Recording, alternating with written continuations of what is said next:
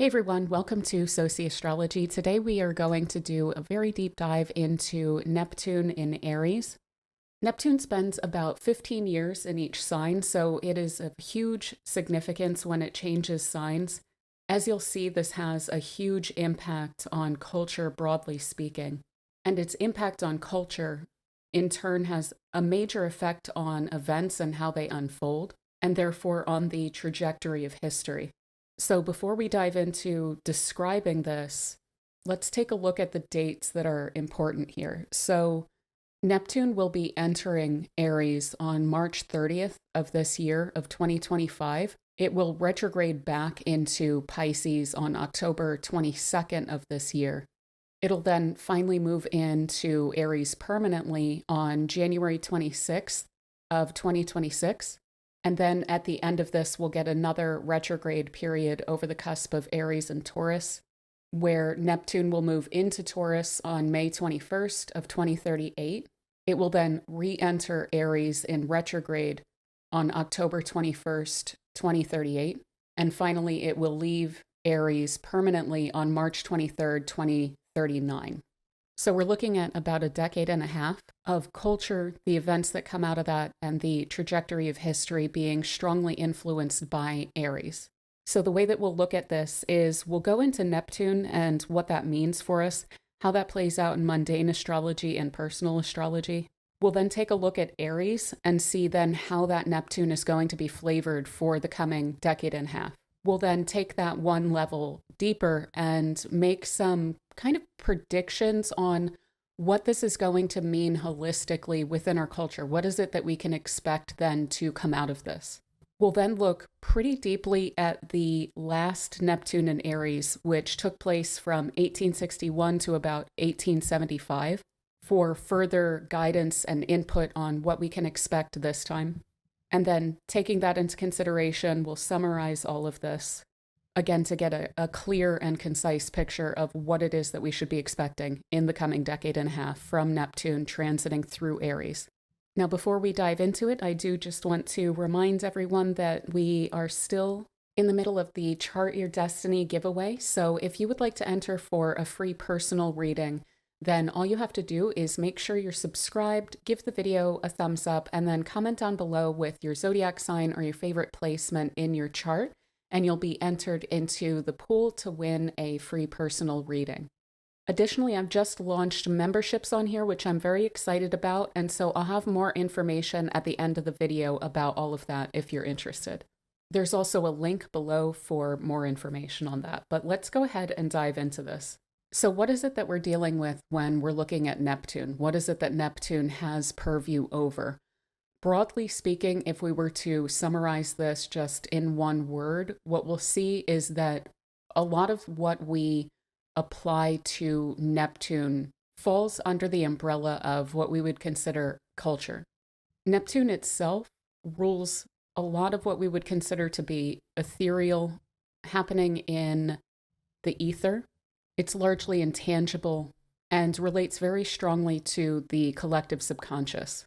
And so despite the fact that Neptune has very real world consequences and it affects events, it's through the culture, it's through the vibe, basically, of a period of time that it does so.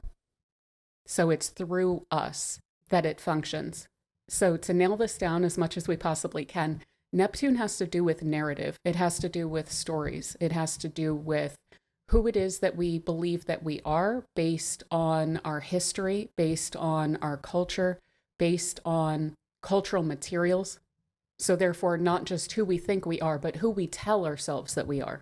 Be that through film, music, art, fashion, images. Our whole concept of society and civilization and what it is that that means and what it is that that's up against, who the heroes are, who the villains are, who even are the main characters here. Who's driving this? Who is it that has power? Who is it that doesn't? Who is it that's in and out and why? What is right and wrong? And who is it that we are individually within this broader context? The very scope of possibility regarding who we can be within that context is largely driven by Neptune. So, for instance, if we look at it this way of who is it that, say, a woman could be several hundred years ago versus who is it that a woman can be now, has largely been driven by the evolution and development of culture in and throughout various different societies. And even more broadly, what's possible in terms of social capability. So, what is it that a society can do? What is it that the outcomes can be within a culture? Like, what is it that is, say, the government's responsibility? What are the rights of people, of groups of people? Who is it that has authority and on what basis? The basis of that is Neptune, that belief that underpins all of that. Additionally, these questions of who is driving society? Who is it that's capable of having an impact on the trajectory of history? And so therefore we get these many, many layers of belief that also wrap into this. So political beliefs, religious beliefs, ideological beliefs. And one thing that Neptune can really teach us, but I think that we often tend to overlook, and I do hate to say, as we'll see, especially in Neptune in Aries periods of time, is the subjectivity of culture, the subjectivity of these beliefs that we hold.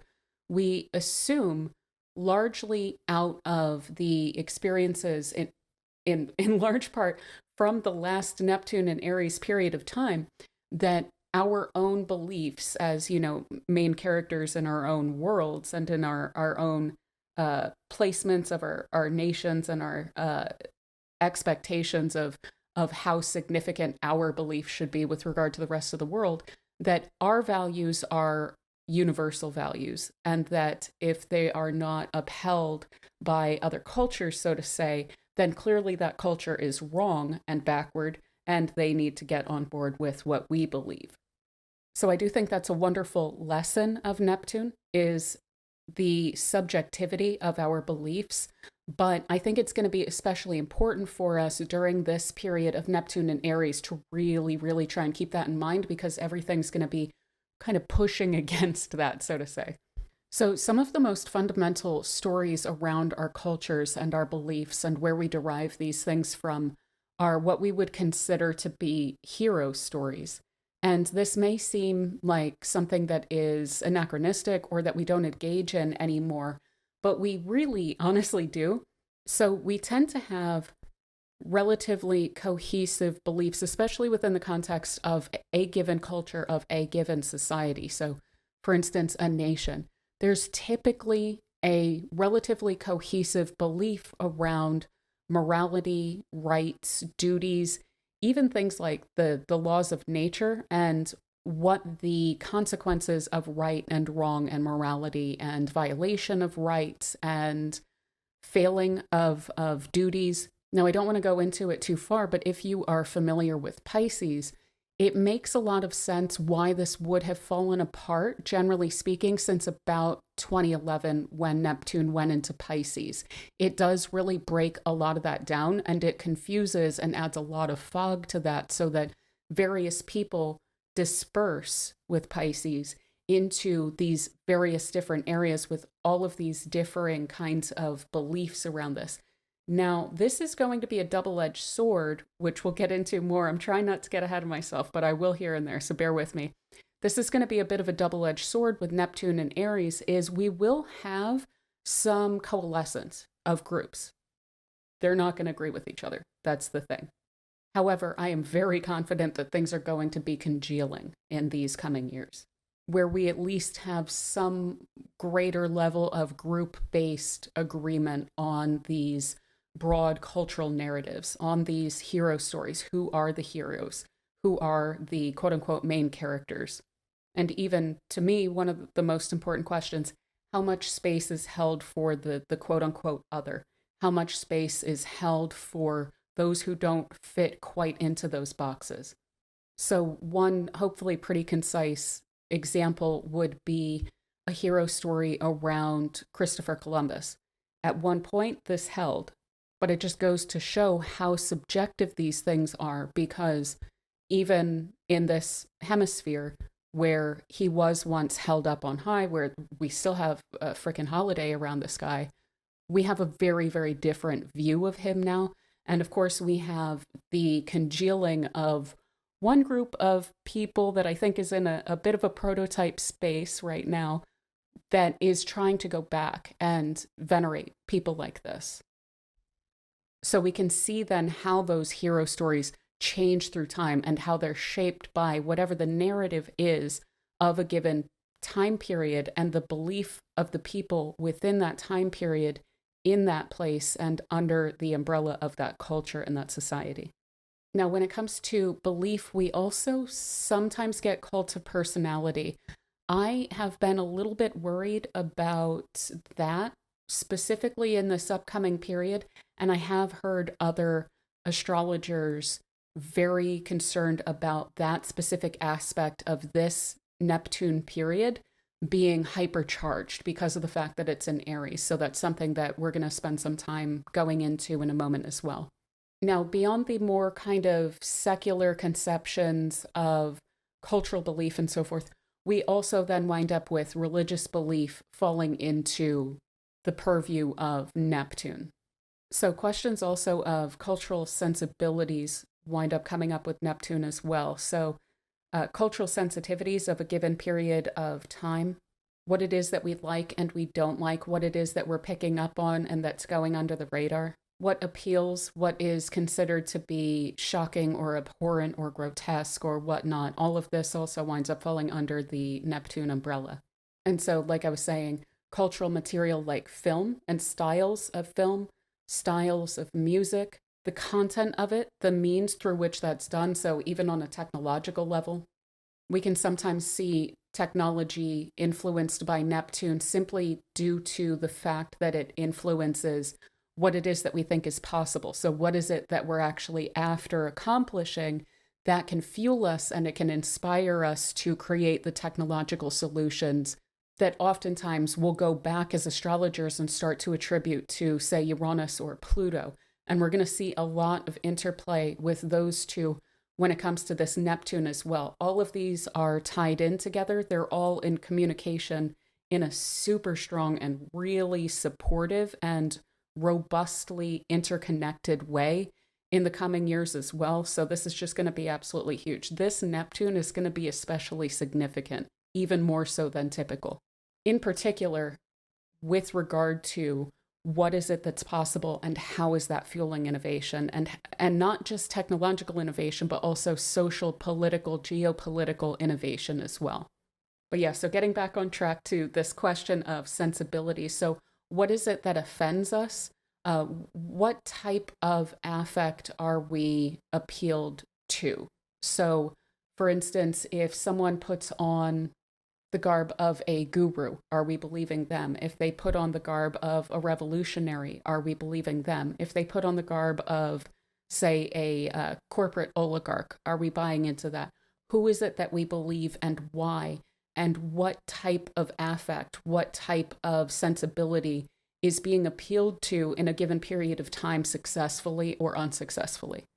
Who is it that we then other?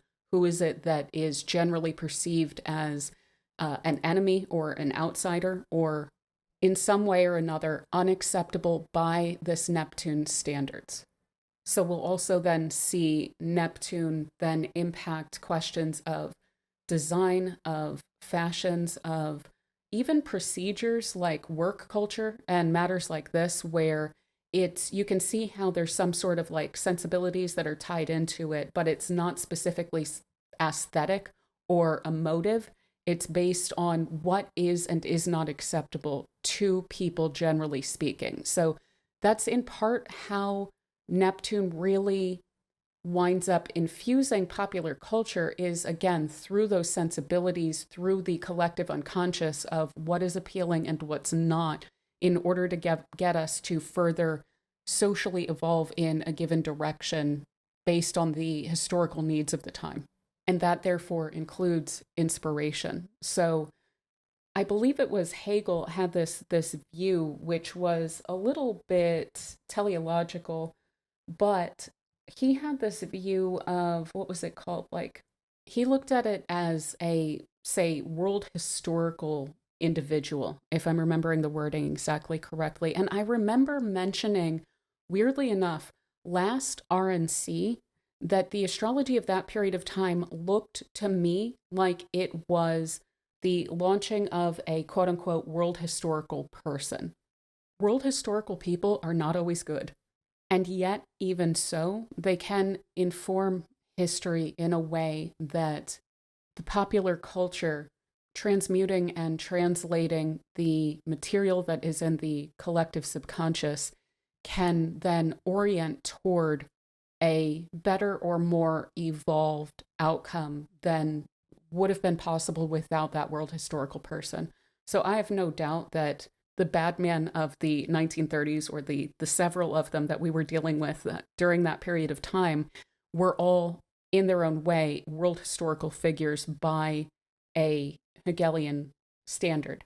And basically his idea of this is that, again, it's kind of the collective subconscious will create and drum up a certain material within that frame, and it will therefore be ripe for the picking for the correct type of person in a given period of time to take hold of and run with as a highly influential figure during a given period of time. And so it's through them that material winds up expressing. And part of the reason why I point this out is that I do want to make clear, especially before we get into all of the Aries stuff and we start to really get into what this is probably going to wind up looking like, which is not all bad. When I went back, I'm relatively familiar with the period of time that we're talking about in terms of the last time that we had this. But I went back and I did a deep dive of just spending several days just diving straight into everything that wound up playing out during that period of time. And it was actually somewhat more positive than I was even expecting. So the point being here that history unfolds in ways that we are not always consciously aware of, or that we can't just look at the news and perceive from that what the future is going to look like based on the fact that things are unfolding in the way that they are. The stereotypes of Aries, for one thing, we're going to see them, but for another, that's not all that we are going to be dealing with during this period of time. Looking back at it, we do see Neptune and Aries as a very, very, very strong Neptune period of time. It is highly fitting for that Hegelian conception of the world historical figure. That is so fitting with a Neptune and Aries period of time as it is. And we, of course, saw that play out with Lincoln, with Bismarck, with Marx, with Bakunin, and so on and so forth. So we're going to see a lot of that. We're going to see a lot of leaders. Some of them are going to be really grotesque, and some of them will be weirdly wonderful and a bit of where did you come from? These figures are going to be people that basically came from the collective subconscious and different parts of it. Of course, there is that shadow in there, but there's also a lot of hope in there. And we're going to wind up seeing those personified in the world in various different forms, in various different cultural garb. But we also want to be careful with Neptune and Aries. Like I mentioned, a lot of us have been picking up on, cults of personality are going to be interestingly prolific during this period of time. So I would really caution around that. Make sure that you continue to tap into critical thinking, and that you also tap in as much as you possibly can to your own independent thought, your own independent identity, and try not to attach that too terribly strongly to narrow groups of people. One weird thing that we're going to wind up seeing with this Neptune and Aries is a theme of unity, in fact. And this does seem to play out historically quite a bit. And it's something that I think is not, so to say, in the top 10 Aries stereotypes that we have. Maybe they have them for themselves, but it's really, I would say, a bigger theme than a lot of what we would actually just assume if we weren't looking at all of the evidence of how this has played out. So let's dive into that. Let's look at some of the stereotypes of Aries that we'll see, and then additionally, some of the deeper, more complicated aspects of Aries that we're likely to see with Neptune there. So of course we can get this out of the way. With Aries, we do always tend to deal with questions of conflict. So what we're likely to see is a strong focus on, again, to some groups of people that wind up congealing during this period of time, this concept's going to be grotesque, and it's going to be a major inspiration and motivational point to work against this. And for others, it's going to be something that is glorified and venerated. In both cases, though, it's going to be a topic of major cultural discussion and social experience. So certainly we're going to be seeing themes of war, of weapons come up during this period of time. But what's interesting, too, is beyond just these questions of militias, police, military, and of course, we'll see probably a lot of films and music and so on and so forth, like created around those themes that are going to be doing quite well because, again, this is going to be something that's in the collective subconscious. So people will be gravitating toward these things as they're created. These materials will be tapping into the subconscious during this period of time. But another thing that we, of course, always wind up seeing with Aries is this concept of individualism and independence. So we're also then likely to see this come through as themes of vigilantism and this kind of concept of like an army of one and belligerence from the individual, like small groups, irregular groups, individuals who reject the broad strokes of where culture and society are at a given period of time, deciding in Aryan fashion, I'm going to do something about this. I may not be able to find others that are on board with my vision of this, but I'm going to do something to see that my vision is played out on the world stage. And here's the thing, from all of our different perspectives and all of the different groups, ideological groups that wind up congealing during this period of time, for each one of those, there's going to be hero vigilantes and there's going to be enemy villain vigilantes. So this is something that, I have been harping on quite a bit, is to try not to get too howdy about, the way that we do things is just perfect and moral because of the means through which we do this. And I'm going to apply ad hominem to you based on this thing that you've done, even though when someone does the exact same thing and I agree with it, I'm on board with it, I'm okay with it. I totally get that. And that's going to be a thing that we're all going to struggle with to an extent. But it is just always best to keep in mind, again, with Neptune, the subjectivity of our beliefs. Subjectivity isn't always a bad thing. It's just something that is really important to keep in mind because of how quickly that can fall into these universalized states that are a little bit self-aggrandizing of assuming that you yourself are always right. And so therefore anyone who disagrees with you is clearly wrong because they are not you and they're not holding your belief. Just as an aside, this is going to be a period of time where the whole main character syndrome is going to be beyond obnoxious. So this is something we can all wind up falling into. That will also wind up playing into the vigilantism and the cults of personality and so forth. So that's something that we want to just really try and stay as conscious as we possibly can around so that we're not deluding ourselves along those lines. Neptune can absolutely delude us. Just because one has a strongly held belief doesn't mean that that belief is at all correct. So additionally, what we'll wind up seeing with this is questions of brute. So brute as a person, as an idealized type. So we're likely to see, again, these kind of like strongman figures, certainly like on the world stage kind of a concept, but even in the idea of like muscle building and bodybuilding and things like this, these like kind of quote unquote brutes are likely to be glorified in the mainstream and therefore also then reacted against in some subcultures and will be something of a kind of grotesquerie that certain groups of people react against from, so to say, the sidelines. But then also the concept of brute force is likely to come up a lot with this too.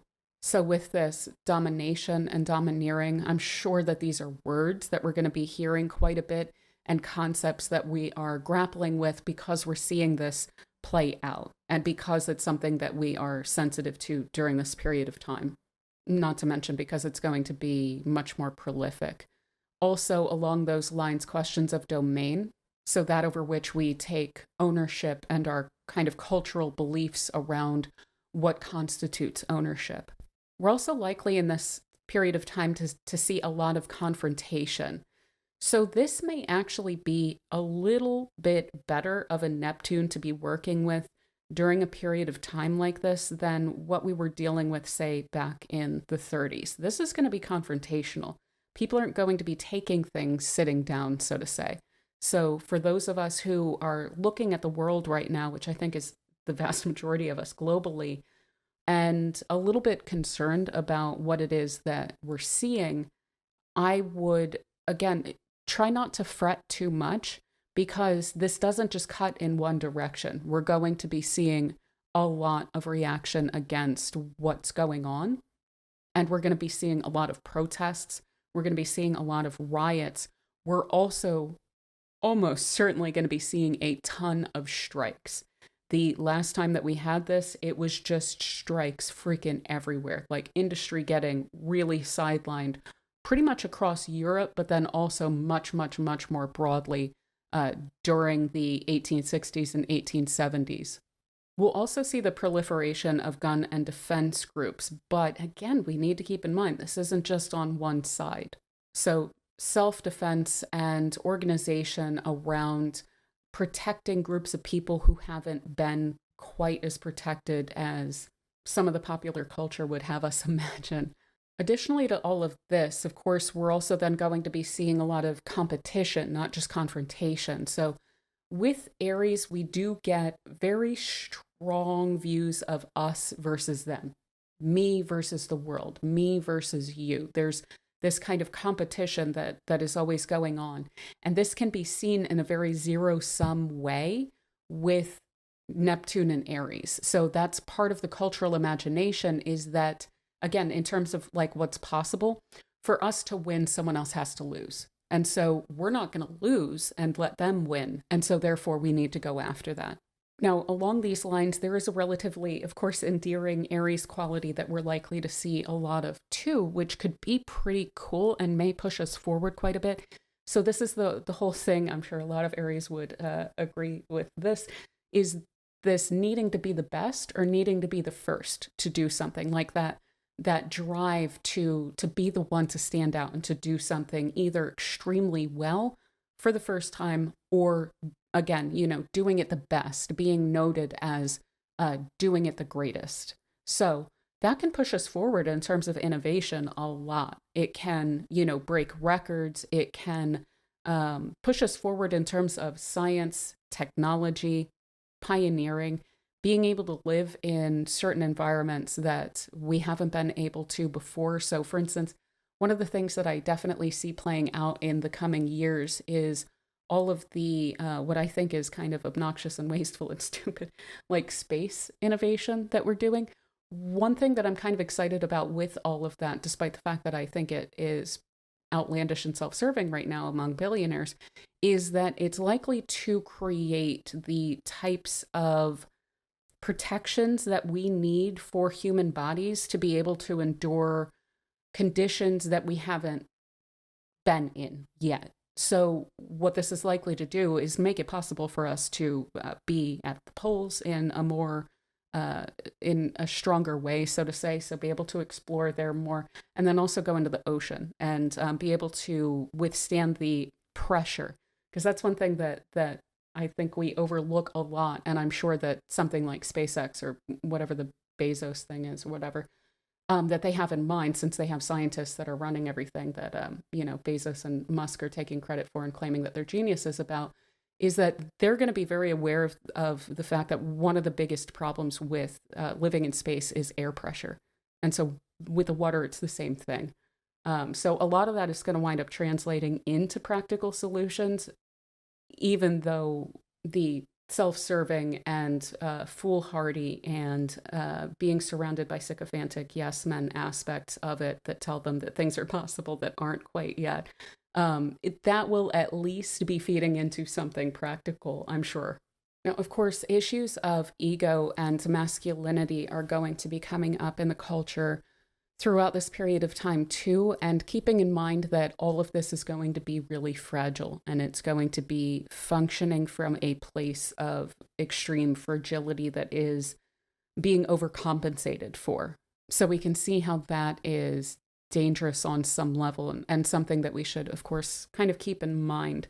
But we'll also wind up seeing themes of imposition, control, and authoritarianism, of course, arising as part of the discourse around all of this and as part of the problem throughout this period of time, culturally speaking. One theme we're going to see come up when we look at the 19th century is that in that 60s, 70s timeframe of the 19th century was the rise of the concept of survival of the fittest, and then all of the very silly and incorrect theories, both social and scientific, that wound up coming out of that, not to mention the unbelievable, ridiculous amount of confidence that people had in that during that period of time, specifically because they were trying to, and it's so obvious when you look back at it too, they were trying to excuse their own clearly immoral behavior during that period of time by claiming, oh, well, it's just survival of the fittest. This is just how evolution works. And so we should take those concepts and we should apply them to society, when they had absolutely no idea what the hell they were doing back then. We're sadly going to be seeing a lot more of that level of stupidity arise during this period of time too, where bad behavior is excused away based on, pseudoscientific theories of that letting people die or letting people suffer or something like this is somehow, oh no, it's actually right and good, and that's how things should be. And of course, with these things said in a level of confidence that can only come from the overcompensation of someone with an extremely fragile ego. And we're also likely to see with this, of course, major themes of pioneering. So adventurism, and that I'm not the most excited about, although that does play out in many, many different ways.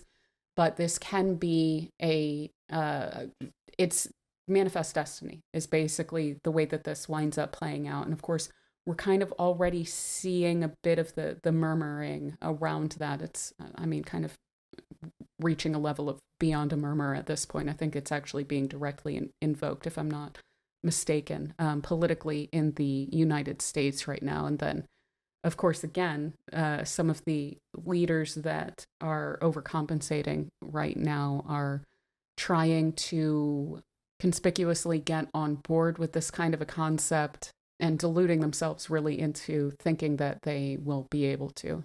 So those questions of the frontier come up here. And of course, there was from the, white American settler kind of perspective during the 1860s and 70s. This was the Old Frontier period, specifically, like it's literally called the Old Frontier period. That is what they were up to. That was the manifest destiny of that time. Now, we are, of course, likely to see that play out in terms of geopolitical adventurism, even internalized colonization and things like this. So the takeover of certain areas, even internally, but also then overseas. I'm sure that we're going to be seeing that kind of colonial mindset come up really strong again. We can already see this playing out in the ether right now. It's going to come up to a very conspicuous level, with Neptune actually entering Aries there. And of course, on top of that frontier, we have the space frontier, the final frontier, so to say. And of course, we can't have any sort of a decent social system, like we had when we were pursuing the final frontier on TV.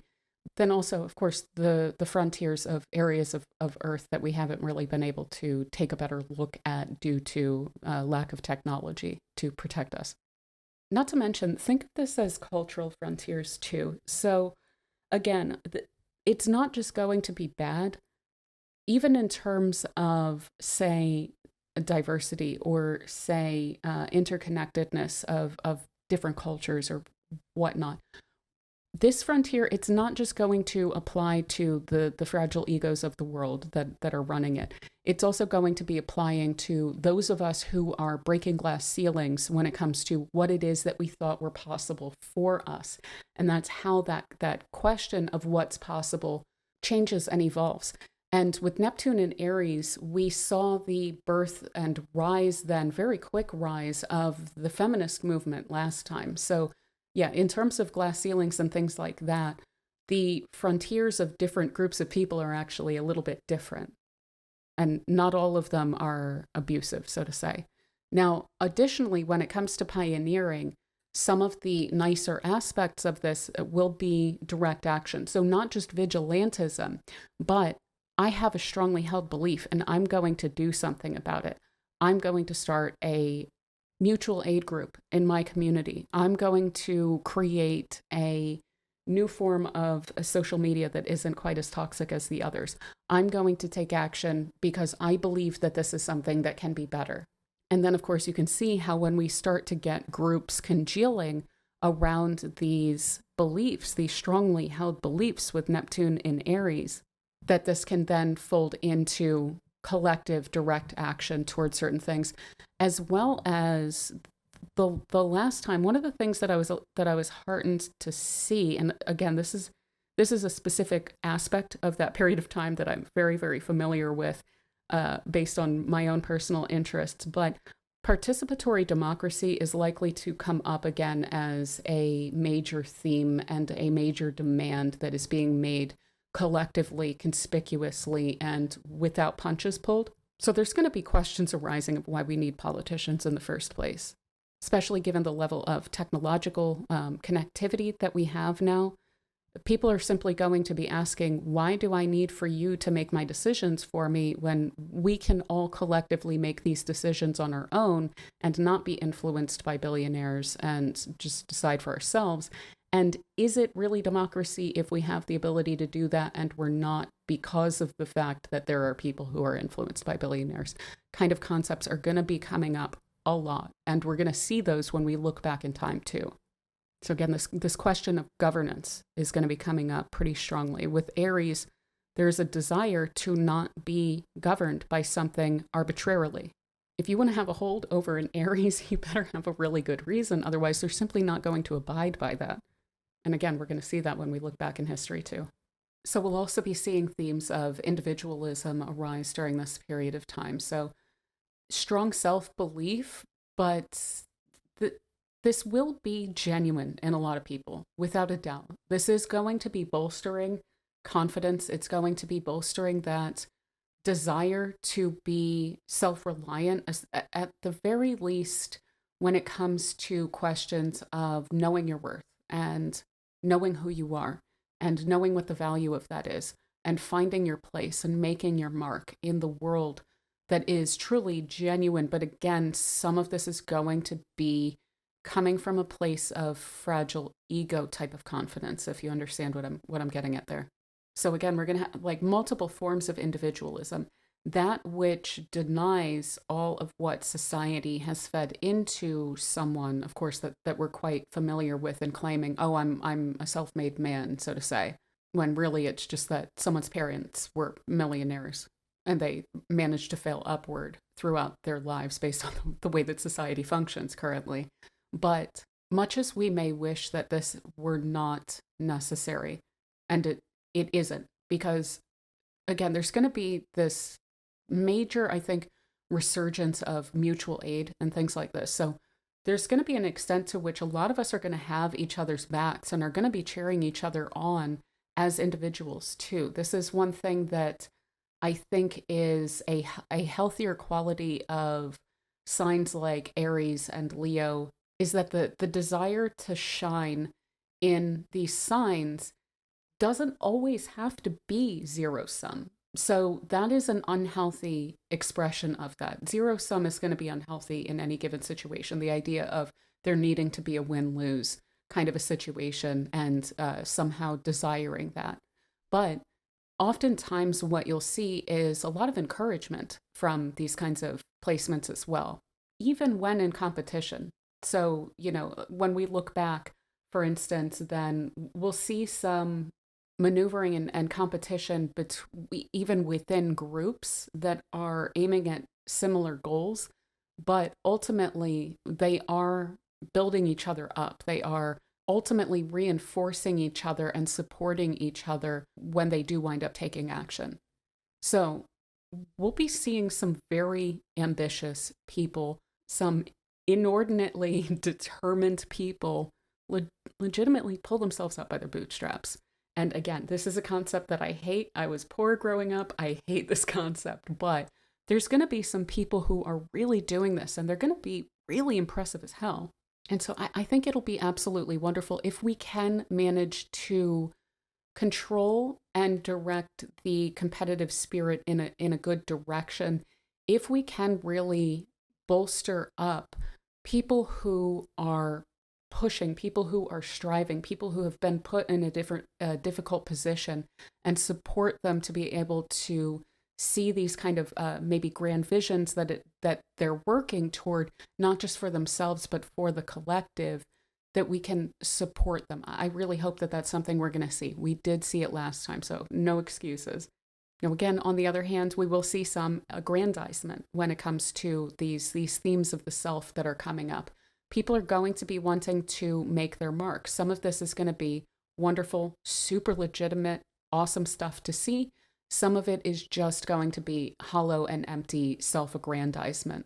Hopefully Neptune in Aries is going to support, and we can't completely speak to this, although we can look at some of the art and so forth to try and get into the psyche of people last time that this happened. But something that is a little bit difficult to see when you're looking at history is how were people really feeling about what it was that they were doing?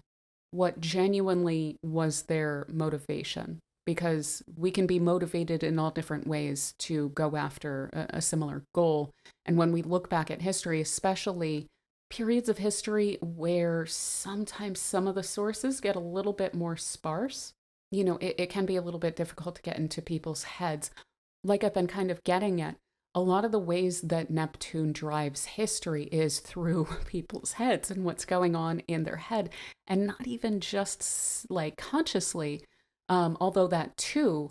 It's more that the material of the subconscious is worked up into material form through that kind of creative vision and through those sensibilities of people that are inspiring them all as kind of a conspiring force within all of us, within the kind of collective subconscious there, to come into form. So to be world historical figures, whether it's on that highest scale, and for better or worse, of course, but even when it comes to what we're doing in our communities and the way that we are exercising out this subconscious material that's cultural into the world, into form.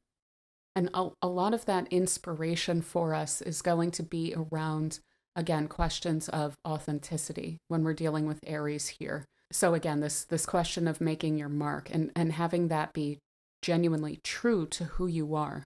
Having the willpower to, whatever the circumstances, put the effort in to refuse the limitations of, say, cultural authority figures and what it is that they say that you can do. The imagination is going to be much more broad than that when we're dealing with Neptune and Aries. So we're going to be able to, and encouraged to, even subconsciously, refuse authorities that we don't authentically, genuinely recognize, and to be decisive, to put the effort in, to have that willpower to create something of ourselves out into the world. And lastly, when we're dealing with Aries, of course, we can't overlook the fact that themes of youth are going to be coming up. Now, this is going to be, of course, in the sense of questions of doing things for the children, so to say. And that, of course, is going to be in many different directions. So the usual suspects that tend to claim, oh, the corruption of children, so on and so forth, that's going to be all fueled up too. So that's something, of course, we're going to want to keep in mind. When we're dealing with Aries, we're dealing with the first sign. We're dealing with a sign that is associated with children. So we're going to have to be keeping an eye on educational systems. Here in the States, at least, we already see that this is a major battleground, and it's going to continue to be so. And let me tell you this, coming from Oklahoma, this is not just going to be on a federal level. We're going to see this on a state level. We're not going to want to take our eye off of that because it is the minds of children that people will be after. Now, then on the other hand, though, with questions of children coming up, we do then need to answer some questions about the future of children. What is going to be possible for them? What is the world going to look like in which they are expected to grow up and live, whether this be on an ecological level, whether this be on a social health level, whether this be on the level of what kind of work they're doing and for what kind of wages and in what kind of conditions. This Neptune in Aries is also going to then be working through youth as well. So I would highly recommend, as now someone who's in one of the middle generations right now, I'm a millennial and I'm kind of smack in the middle of it as an 89 baby.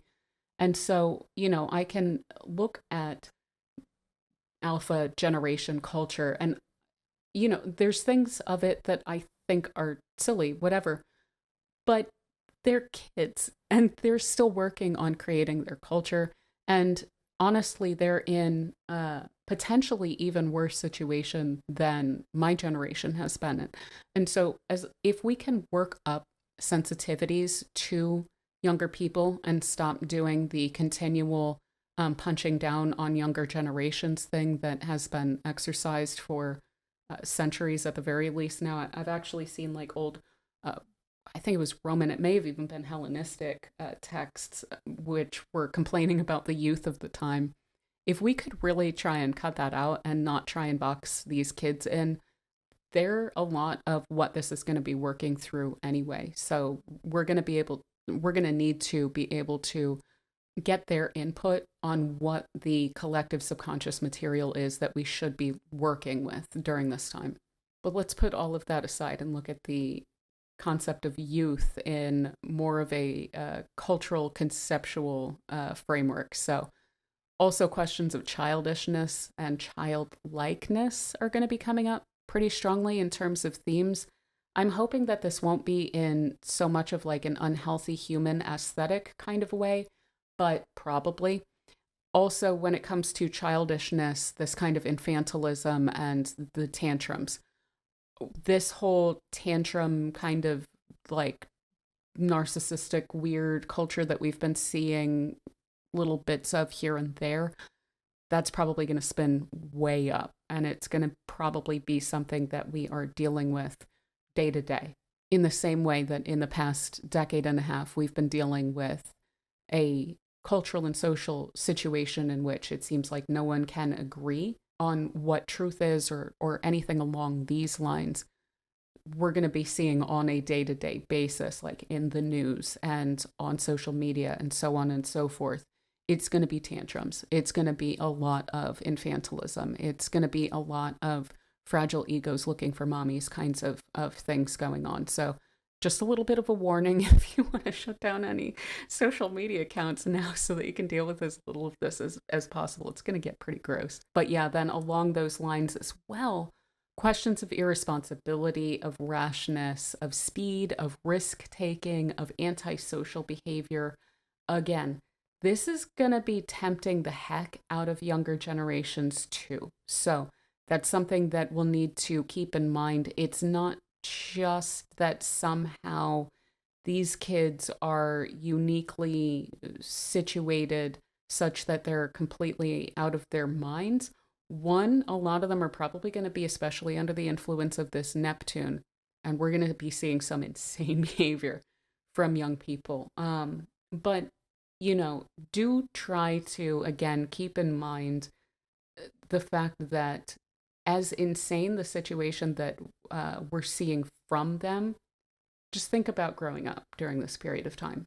The situation that they're dealing with is mind-blowingly insane, and what kind of role models really have been established for them. So again, my little appeal as someone who's going to continue to be annoyingly trying to take these younger generations under the wing. Certainly there's no reason to just excuse these insane behaviors, but there do need to be examples set, and simply dismissing an entire generation that is in a social situation that we pretty much haven't really seen since shortly after the last Neptune and Aries period of time. where they're expected to work for their entire lives and never own anything, and they're very aware of it, and how little hope that offers and how little incentive that offers to behave in a very clean manner because there's some sort of reward at the end of it. They don't see so much that there's a reward at the end of it, and that is really intense. And that's something that millennials, we see it now, but we weren't kids with that. We were kids with an empty promise that things were going to get better. And that does have a really strong impact. That was actually, I hate to say that, false hope, much as it indebted the heck out of us, a lot more than it probably should have, was a little bit, I think, mind protecting in a way that these kids that are going to be coming up during this period of time and are going to have to contribute to efforts to make things better again and to get us back on track after having gone way off the rails for the past 50, 70 years or so. Understanding the position that they're in, I think, is going to be relatively paramount to being able to genuinely unite and try to make things better through this and then on the other side of it. So let's go ahead and bridge this Neptune and Aries together and look at this from a forward-looking perspective of what we are expecting this time around. And then, of course, we'll look at what we did see last time. So in terms of the aesthetic, I've actually looked in the past at Neptune and Aries and the aesthetic of that for the past 3 or 4 periods of time, because it's a fascinating shift, if you can imagine it aesthetically, from Pisces to Aries. These are very different signs when it comes to, again, these kind of feeling and vibe levels. They may have some areas in common, certainly, but in terms of the way that one goes about it, it's actually quite different. And if you're wondering what's similar, it's a lot of rejection of authority and so on and so forth. So again, those groups then of that complete diffusion in Pisces then congealing into some active form with Aries here. So in terms of aesthetic, what we have seen and what I think we'll see again this time is sharp and stark, sleek, like no frills. There are a lot of frills with Pisces. Not to mention Aries does things aesthetically in a couple different ways, which are pretty fascinating. So of course, bold, but on the one hand, it goes utilitarian. And then on the other hand, it goes attention grabbing. So it's going to be going in both directions during this period of time. But what we do see is that lines start to get a lot more clean when we go from a Neptune and Pisces time to a Neptune and Aries time. We'll also certainly see some extreme fashions arising, like attention-seeking aesthetics as well. And what's interesting too is, again, we're going to have a bit of a split in terms of maximalism for the sake of attention-seeking, and that's of course the utility of that fashion, so to say. But then also conspicuous minimalism, the rejection of fashion in and of itself, the subordination of fashion to the concept of the self. So centering the self in the design rather than utilizing the design to bring attention to the self. So of course we'll see more edgy shock fashion, but we'll also see some very unique forms. So things that haven't really been thought up before and done so pretty precisely for that reason in and of itself. So originality being quite important when it comes to the aesthetic as well. So looking at this from a perspective of what to expect, I was picking up on both brutalism, but then also realism. And we have seen those overlap a little bit at a specific period of time in the 20th century. But brutalism, for instance, as an architectural design style, didn't really exist in the 19th century quite yet. I mean, I'm trying to think, and I feel like the closest that I could think of along those lines would be some of the less frilly design styles. And then there's some frills with Gothic, but it is a little bit heavy in nature. And so we did see some of that come up again and arise, and we'll get into that more when we get into the history of it. But when I was looking back specifically, yeah, no, realism kind of arose as a major player within the then historical trajectory of style and design during the last Neptune in Aries period of time. So yes, we'll absolutely be seeing a lot more along those lines as well. And of course, that also includes Impressionism, which was also peaking during the last Neptune in Aries, and it arose very shortly beforehand, but they wound up blending in together in a really fascinating way during that period of time. And of course, subjectivism and subjective objectivism. So we should expect for some people to just straight up embrace, yeah, no, this is my view, and I'm very aware of the fact that this is my view, and I don't really need to convince you that it's universal. I just know that it's valuable because I'm thinking it. And not even necessarily when it comes to that in a completely like solipsistic or completely self-absorbed manner, but just on the face of it, yeah, no, if someone feels a certain way and they have certain views, that's just as significant really as it would be for anyone else, you know? Now, on the other hand, something we definitely saw a lot of last time, and I was certainly expecting to see it. I wrote all of these notes ahead of time, and then I looked at the history, and it was like, oh, snap. Okay, yeah, no, it's going to be a lot of this stuff, and then plus some that's actually a little bit nicer than what I expected in terms of, again, my own subjective viewpoints on things. But subjective objectivism was a terrible, very, very, very prominent thing last time. So again, that was the period of the social Darwinism, the manipulation of Darwinistic perspectives on evolution, which themselves were also flawed during that period of time. And I'll get into that in a moment too. Not as an evolutionary denying thing, but we've developed on that more where we understand it better at this point. But claiming that basically everything happens in a vacuum. And if someone is successful, that's because they're great and they are deserving of that. And if someone is poor, it's because they are worthless. And if they don't survive, that's really on them because they clearly weren't that fit and shouldn't survive. Now, looking back, and of course, we saw this come back up again with Rand, and then there's always been some hangers on to this kind of a theory, but we're gonna see it big time, disgustingly big time in the coming years. So something to brace for, and in the midst of the infantile tantrum throwing and the extreme fragile egotism and so forth. But much as these excuses had kind of been made before, they hadn't really been made on those kinds of terms. And we're very familiar with this kind of insanity this time around. And so I think that the quickness with which a lot of the insanity of this period of time can be reacted to with satire, which of course it was at the time too. This was a period of time of really brilliant writers. And really brilliant political thinkers too that could see through all of the garbage. But generally speaking, when it came to popular culture, there was a desire to kind of buy in.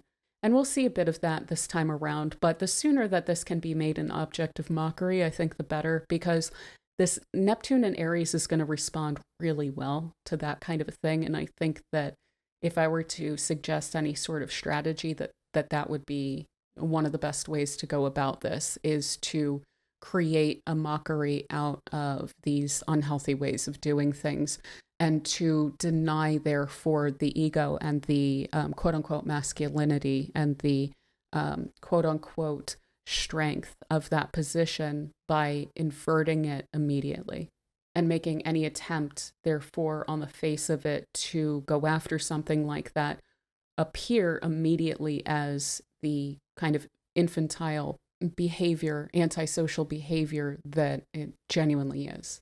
And that kind of satirical then realism of the mockery that is created of subjective objectivism, like these kind of survival of the fittest perspectives. I just think that when I look at this, I think that's going to be incredibly effective. And I think that there's going to be so much inspiration behind that, looking at the fact that Pluto's in Aquarius, Uranus is going to be in Gemini as well. There's going to be some really brilliant words to say that really just cut to the heart of the matter when it comes to a problem that we've been dealing with for a really, really long time. Like, I genuinely think, looking at the way that these years are playing out, that sure, it's going to be gross. It's going to be rough even, and it's going to be extraordinarily rough for some.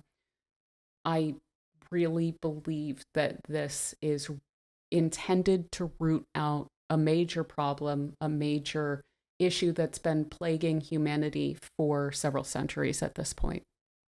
And one of the lowest cost and most effective ways, of course, to do that under Neptune and Aries, I really think is in the vein of Mark Twain, Samuel Clemens, who was writing during that period of time of the last Neptune and Aries. Now, in terms of the imagination, a lot of this is going to be focused, especially when it comes to periods of history that we are looking at and venerating. This is for sure going to be focused on kind of pioneer, imperial, martial cultures and aesthetics and scenes from history that are going to be front and center, and that people are going to be drawing inspiration from during this period of time too. Now, that doesn't just mean Roman or Scandinavian or fascist or even more patriarchal or whatnot. It's also going to be looking at revolutionary cultures, revolutionary scenes, those who fought for the rights that we have and that were a little bit miffed at the prospect of losing during this period of time. So there's going to be also then veneration of the action, the direct participatory action that was taken by those people in the last Neptune and Aries, where we won quite a bit of attention and rights than we had before that period of time. And I do mean this on a global level. There were all sorts of different strategies and so forth, but we'll get into it when we look at the history of this. So that is where a lot of the imaginative inspiration is going to come from when we're looking back, is at all of those different highly active participants in history, those previous very confident and effective world historical figures, not just in terms of governance or leadership, but also when it comes to those who organized rights movements and so on. Now, also in terms of people that we're likely to see glorified or as a topic of film and music and art and basically the cultural imagination, of course, we're likely to see a lot about mercenaries, police, military, as well, though, as, again, those kind of revolutionary figures. Also, like off-grid and survivalist stuff, I'm sure is going to be coming up huge time, where people are wanting to kind of create communalistic or even individual social structures within which to function independently of society. And again, this is going to cut in all different directions. This is going to be all different ideologies feeding into this and inspiring this. Of course, we're going to see the aggrandizement of aggrandizing people, which is going to be even more annoying than what we've been dealing with from them, generally speaking. We're also likely to see a major push, I think, toward self-employment and like individual crafts, which I think is going to be kind of interesting. It is one unintended consequence that I could see coming out of the terraform nonsense, which could certainly spin up in crazy ways, is that, yeah, no, we've been playing a weird, interesting, also flawed within itself, but nonetheless dominant form of competitive advantage, global economy. And so therefore, yeah, no, there are certain industries that we do not have in the States, and there are some industries in the States that haven't quite been copied everywhere yet or created everywhere yet. And so on both sides of all different potential blockages of the global economy and so on and so forth, on each side of these walls where previously we've been interconnected and able to rely on each other, if we're cut off from each other, there's going to be a lot of space for people to make their own mark by trying to do this on a small scale. And of course, some of this is going to spin up. Some of this is going to be, dominated by people who already have quite a bit. But I think that there's also, again, the refusal of authority is not just going to be political. It's also going to be impacting questions of work culture and so on and so forth. People are not going to want to be domineered to. They're not going to want to be, like I said, governed by those who don't have excuses for governing them in specific types of ways. So if work culture continues the way that it is currently, there's going to be a lot of people doing their very best to step outside of that entire system because it's going to feel like it just doesn't make sense anymore. And of course, again, we saw this last time. We saw a huge amount of people, for one thing, kind of themselves stepping out of that working culture the moment that they possibly could. But we also then saw workers uniting to change working conditions by force whenever necessary throughout that Neptune and Aries period of time too. And it fits weirdly neatly into that specifically Neptune and Aries timeframe. So of course, we're also likely to see the kind of glorification of fighting sports around this time. And then those kind of off-grid, hypermasculine, conspicuous, and oftentimes hollow, self-reliant frontiersmen kind of sports also becoming popular, like axe throwing and hunting, fishing, bodybuilding, off-roading, things like this. And again, if people are needing to fill in gaps for themselves, I don't think that we can really blame people so much for hunting and fishing for food when otherwise they might be forced to buy factory farm, overly expensive alternatives that we have become reliant on recently. So again, for good and for the annoying. We're also likely to see a lot of self-seeking in culture. So then also wrapping this up in another Aryan layer, likely to see carnivore taking off, human enhancement, whether technological or through weird biomodifications and things like this. This is likely to wind up appealing on a mass stage. Also, we see often with Neptune and Aries that things are popularized. So we'll likely see a lot of that with pretty much everything that I'm mentioning. If it's something that is already a thing, it's likely that it is going to be massively popularized throughout this period of time too. Also then themes of pushing your own limits, pushing boundaries, and disregard for boundaries, of course. So again, like I said, antisocial kinds of behavior and excuse making for one's own bad behavior. We're going to see a lot of that, but we're also going to see a lot of discussion around that. This doesn't just cut in one way. This is then a subconscious material that is becoming materialized outside of itself, which also speaks to the satire, the parody, the taking down of these things in the culture as well. It's the engagement with these kinds of themes. We'll also see then narratives of identity too. And I'm hoping that this doesn't get too much in the way of unity in terms of identifying with something and then, of course, deciding that it's important and that it's special because it's something that you personally identify with, and that kind of like solipsistic framework that people can fall into pretty often. But yeah, no, people are going to be really reliant on identity, and I hope that people can, like even in terms of identity groups, I'm hoping that people can do that as broadly as possible so that what we're dealing with is not just a bunch of disparate groups fighting each other and not really getting much done, rather than finding ways to bridge those gaps and unify within these kind of broader identities and less exclusive kind of identity groups and things like this. So we're also going to then see the popularization of themes of like self-reliance, also of empowerment and singlehood. So the rejection of relationships, the rejection of partnering up or being under the control of someone else. Again, things about willpower and even aligning with power. So some people are simply going to be drawn to wherever they imagine that the power is, and just kind of signing on to that for the sake of building themselves up. We're also going to be seeing a lot of self-deluding and like self-brainwashing and self-deification.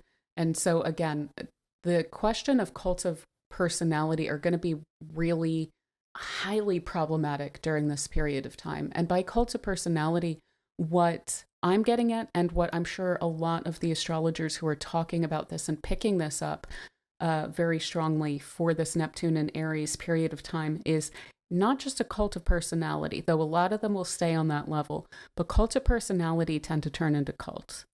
So literally speaking, that's what a lot of people are really concerned about, is that there's going to be these kinds of people who build themselves up and then go even further with it and run with it and get people to gather around them as something that's powerful and that will somehow give those other people power, and they wind up just kind of sucking them in and diluting them and deifying themselves at the center of this.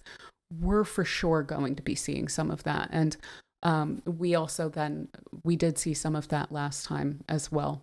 Additionally, I think that I know that Chris Hedges wrote a book, and he has spoken quite a bit about this concept of the cult of the self, and his views on that have always fascinated me quite a bit, and it's been relevant, but I think it's going to become even more relevant during this upcoming period of time too. And basically the way that people have been kind of manipulated into these perspectives and into this kind of self-seeking behavior, I think he's going to be pretty much right on when it comes to the culture coming up too. We're also likely to see major themes and glorification around lawlessness. So globally, but then also nationally and personally speaking. So when it comes to social rules, social norms, when it comes to people's boundaries, just not following rules, just not doing it, you know. So this is going to be both interesting when we have really awful laws, but also really rough and unhealthy. So we're likely to see a major rise in antisocial behavior, rule breaking, criminality, cultures of vice arising and being glorified as well. People feeling that they are above the law, even not just rich people, but like narcissistic people who are generally speaking malignant in their behavior and somehow, again, self-delude into believing that they are special and the law does not apply to them. And conspicuously defiant and like angrily defiant types of behavior. Delusions of grandeur are likely to rise a lot. Again, irresponsibility and the kind of childishness of behavior. Pushing bodily limits too. So not just pushing the limits in terms of innovation or pushing one's limits in terms of like breaking records in sports or something like this, but also pushing bodily limits in the sense of substances and other forms of extreme self-destructive behavior. So this kind of live fast, die young, you know, like live fast, live hard kinds of things are likely to be very apparent in the culture. And I sadly expect to see a ridiculous ton of this in Gen Alpha as they're coming up during this period of time. Also then hooliganism and these kind of like quote unquote edgelord ideologies like the sovereign movement and things like this that just reject all forms of authority and claim that they're allowed to do whatever it is that they want to do because they have a God-given right to do whatever it is that they want to do. kind of thing that's likely to just, and it creeps me out as it is. And we're going to be dealing with a lot more of that kind of thing coming up. Honestly, I am already a homebody, and I can see myself just doing that even more and more to not deal with this kind of a thing out in the world where, my meat suit could be remotely subjected to any of it. And then again, on the geopolitical level, might makes right. I know that I mentioned recently, what was it? So for one thing, the very, very first time that we have any records of this kind of a concept was, of course, during the age of Aries, of might makes right. But that phrase came into popular usage the last time we had Neptune and Aries. And it makes just perfect sense as a summarization of a lot of the attitudes. So we're going to see that on the political, the geopolitical level, land grabs, just again, violation of boundaries. And hey, if you don't live, then that's your fault. And what else plays out with this whole concept of sovereignty when it gets extremely unhealthy is the whole like sovereign movement claiming, oh, you don't have authority over me. What that almost always winds up turning into is ridiculous lawless behavior where clearly someone who's claiming that they are sovereign is claiming sovereignty over other people and their rights and violating their rights, of course, which is why we have laws. But then also violations of sovereignty on the geopolitical stage, which we are absolutely going to be seeing. But we will also then be seeing reactions against that. And we'll see some irregular forms of fighting against this. It's not going to go unanswered if that is any solace here. But yeah, again, hubris, next level. Hubris, of course, projecting power, attempts to control narratives. So I will say it again, I say this like every video, really, really be careful about what kind of narratives that you are buying into. And probably the groups that you are being told to hate overseas are not the problem. And much more likely it's the people who are telling you to hate people overseas or to be suspicious of them that themselves are actually the problem. So if you hear something like that, I would just look at the source and really understand that there's probably a lot of projection and manipulation of the situation that they are engaging in to try to get you to hate people who are like you, but just happen to live in a different country and have a different way of doing things culturally, God forbid. There's also going to be a lot of attempts at unilateralism and to be uncompromising and supreme. And this is going to run headlong into what we see that has arisen certainly under the Neptune in Pisces period of time, pretty much almost perfectly in terms of timing of the multipolar movement. So there's going to be fighting back and forth, especially from the West, trying to claim, no, we always have to have control over everything all the time, always. And that is our right because might makes right. And we have all of the weapons, even though we don't anymore. So that's going to be, those two areas are going to be running just headlong into each other. And I'm sure that everyone can see that that's probably where things are going to wind up heating up a lot. And like I said, geopolitically, attempts to align with power, certainly we're already seeing some of that, and hatred, anger, and acts of hatred and anger, shall we say, especially individual or irregular. There's a very specific word that I'm avoiding that starts with a T, and I know what that you know what it is, but yeah, I don't want to use too many words like that on this and freak out the algorithm or anything. So we're also very likely to see a lot of innovation, of course, under this influence. So pushing tech forward, the popularization of new forms, like new form factors, new types of connecting, and so on and so forth. Neptune always has to do with our connections to each other. So those are going to be undergoing a lot of change as well. Again, human enhancement and a lot of exploration under this influence too. Now, when it comes to humor, we're going to get different flavors here, of course. Some of it's going to be just gross shock humor, and I'm going to be doing my best to try to avoid a lot of that. But we're also going to get some really excellent, like ironic, kind of off the wall, unique, niche haven't really heard of it before, haven't heard that kind of a style of doing something, hilarity that is coming up. And a lot of that is probably going to be coming up in younger generations who are just kind of approaching the idea of humor and of writing in new and unique ways, and making their own mark in that way as well. But again, the whole shock and edgelord kind of humor is of course going to be, I hate to say, on the rise too. But with all of that said, I think that we're going to see a lot of labor movements. And that is really the heart of what we saw in terms of the last time, is labor and then emancipation. And when we look back, when we're not taking a fine tooth comb, when we're looking back at what was the most important thing during that period of time from a 2025 perspective, how are we most affected by what went on during Neptune and Aries last time? It was the labor movement and it was emancipation. And this took place across the board in just so many different ways during that time.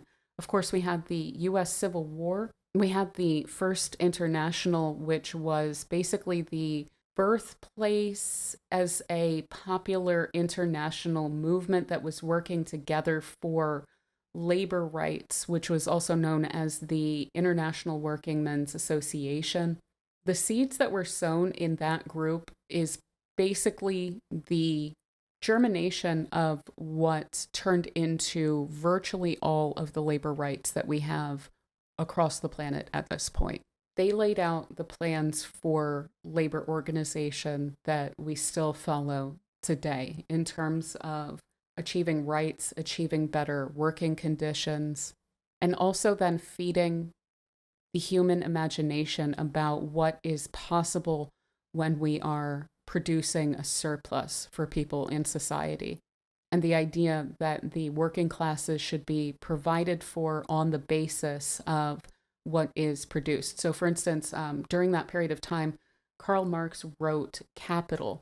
And the purpose of that was to lay out specifically the fact that the working classes rent out their labor to the owning classes, and they do so at a rate that is extremely lower than the product, the value of what it is that they are feeding into that product. So the value added, basically, if we're going to take like a European current term, the value added from the worker is extremely higher than what they are paid, and how much of a problem that genuinely is.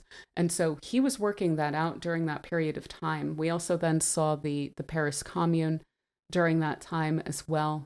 Many independence movements, but then we also saw the strategy in various different parts of the globe and under several different cultures, the strategy around how to deal with the insanity of Europe and the US. And so, again, we're likely to see a lot of that kind of strategic movement of various cultures as they are then confronting, as always, and as is increasing, especially right now, the insane concepts that come out of the European West around might makes right and survival of the fittest and colonialism and these land grabs and the, supremacy and so on and so forth. So we will see unique strategies. We saw some really clever, weird stuff going on, which was unfortunate because for a lot of countries during that period of time, there was so much going on that the strategies weren't based on an ideal situation. They were based on what is genuinely the best thing that we can do for ourselves right now to set ourselves up well, given the reality of the context in which we're functioning, and then set ourselves up for when the conditions change to be able to take advantage of that as best we can.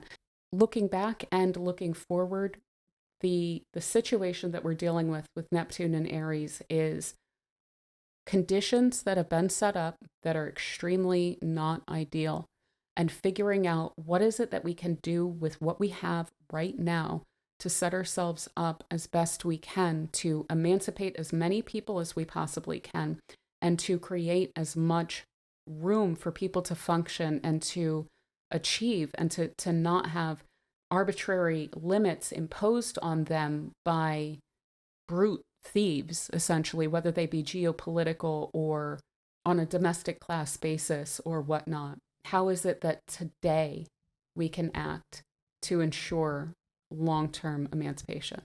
So that's something that is going to be of the utmost in these coming years. So, with all of that said, let's take a look back at the last time that we had Neptune in Aries. So, of course, this was 1861 to 1875. Relatively famously, Neptune switched into Aries the about within 24 hours of the start of the Civil War in the United States. So that has always stood out pretty strongly. But yeah, that carried through to 1875, and there was a lot that went on globally. I am going to really brush over the Civil War because we know about this, but I'll look at some aspects of that haven't been covered a whole bunch, and then we'll look at some other revolts and matters as well as the arts and culture during that period of time as well. So, of course, this was the era of nation making. So, nation and empire were foremost. These were major concepts that were being worked out and worked through with each other. But the concept of nation state as the dominant form of governance came into being around this period of time. So, of course, major themes here were empire and subjects, in addition to newly independent states, as well as the notion of national control over a nation's industry and immense influence over culture, both of the industry over the culture and then of the concept of the nation over culture. And this was, of course, all under the guise of progress. So, for one thing, this was somewhat the beginning of the falling out of a lot of dialects, or what we would conceive of as dialects today, where people started to orient more toward the broader nation state. So, for instance, in what is today Germany, there were several smaller dialects that, due to the unification of Germany under this influence of 1866 to 71, in turn wound up falling out of usage as the identity oriented then more toward the concept of the nation state rather than the regional differences within a nation state. Those wound up becoming subordinated out of this period of time. We also had the unification of Italy in 1861 through 1871. And of course, in the United States, we had Reconstruction, which was more or less the reunification of the United States as well, from 1865 to 77. So immediately we see, even when we're just looking at what is definitely the top, most important topic, which is that of nation making and empire and subjects, we immediately run into multiple themes of unification. Neptune is always going to address how it is that we unify, and with Aries, what we're dealing with then is a unification along those grounds of governance and independence and identity. So we also then had around this period of time the arising of nationalisms, various nationalisms, with the basis being the nation state, but the nationalism being for like an imagined kind of collective identity. And so we had during this time the rise of the Fenian movement, Irish nationalism really coalescing with raids in Canada and then a rising as well in Ireland. And this playing out primarily around 1866 to 1867. We also had the Mucrani revolt in 1871, which coincided with the Paris Commune, which we'll also discuss in a moment too. And that represented about a third of the tribes in Algeria, which ultimately speaking were rising up against colonialism, French colonialism there. We also had the Meiji Restoration in about 1868. And this is one of those matters of strategy. that we see arising in response to the attitudes of Europe during that period of time. So ultimately, this wound up leading to a Western style or Western influenced and borderline imposed. But again, it was a Japanese strategy of responding to the situation that they were dealing with at that time. So it was a sort of Western style modernization into a nation state, still ultimately being imperial, but based on the concept, this concept that had been basically introduced of Japan as a nation state.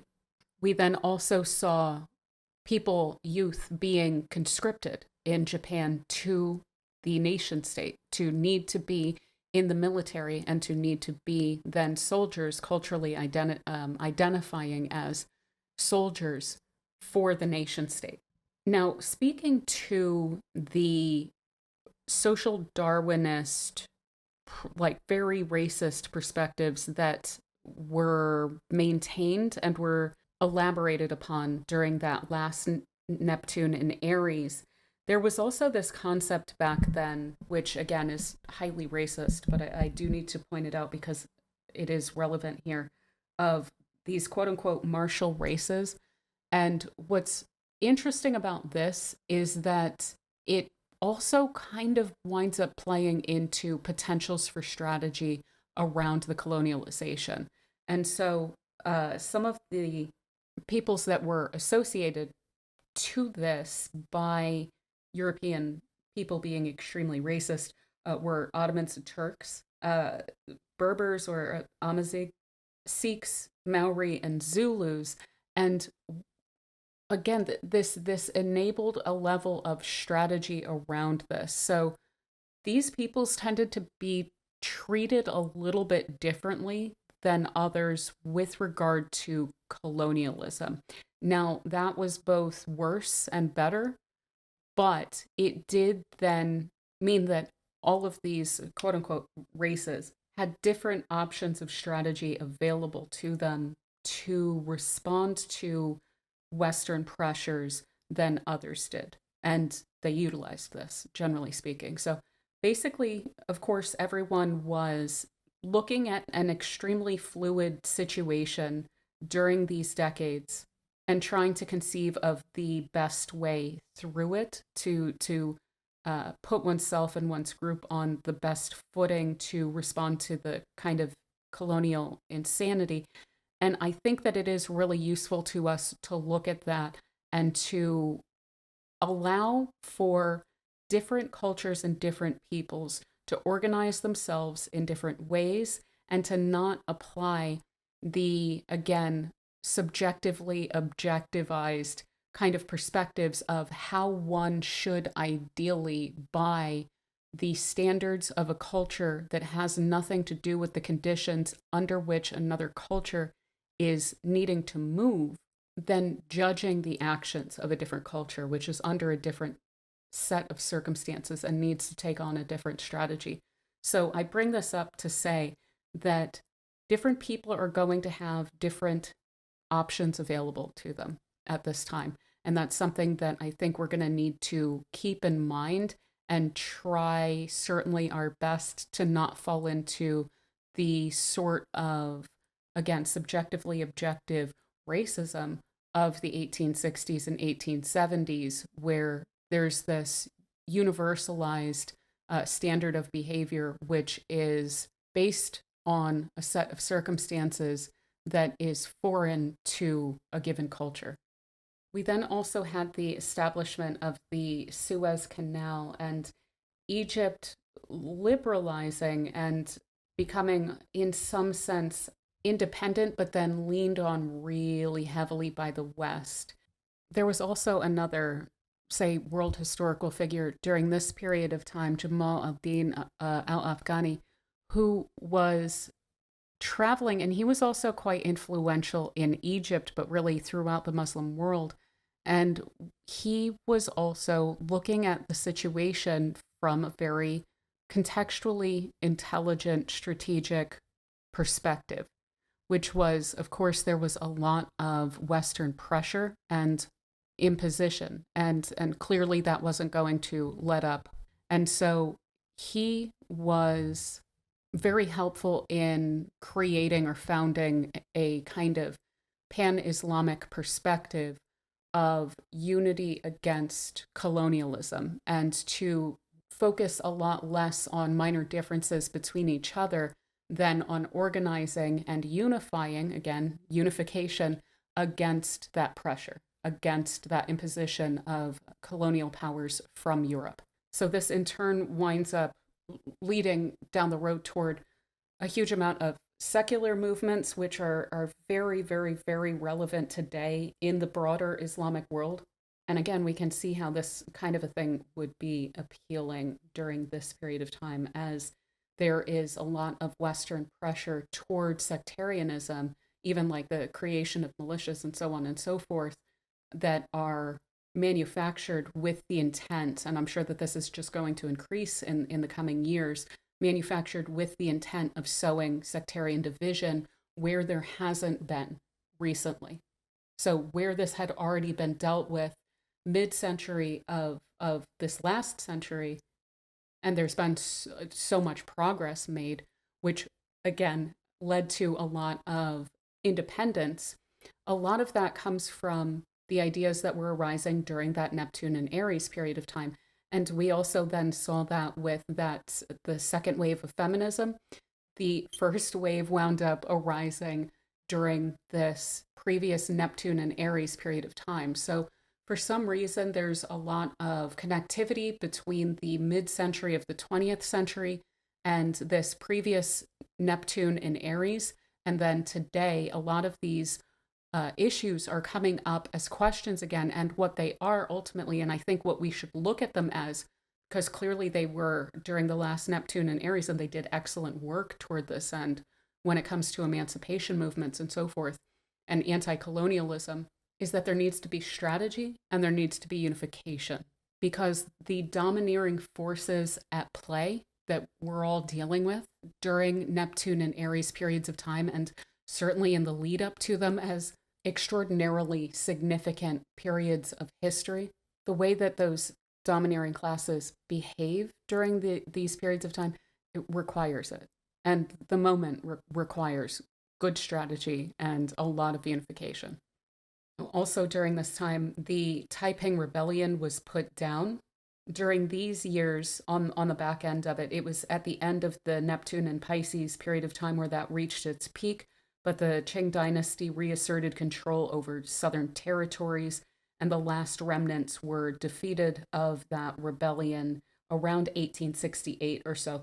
Now, that whole period of time, and this goes a little bit back into Neptune and Pisces, there were like 20, 30 million people killed during that. And so it's ridiculously mind-blowing.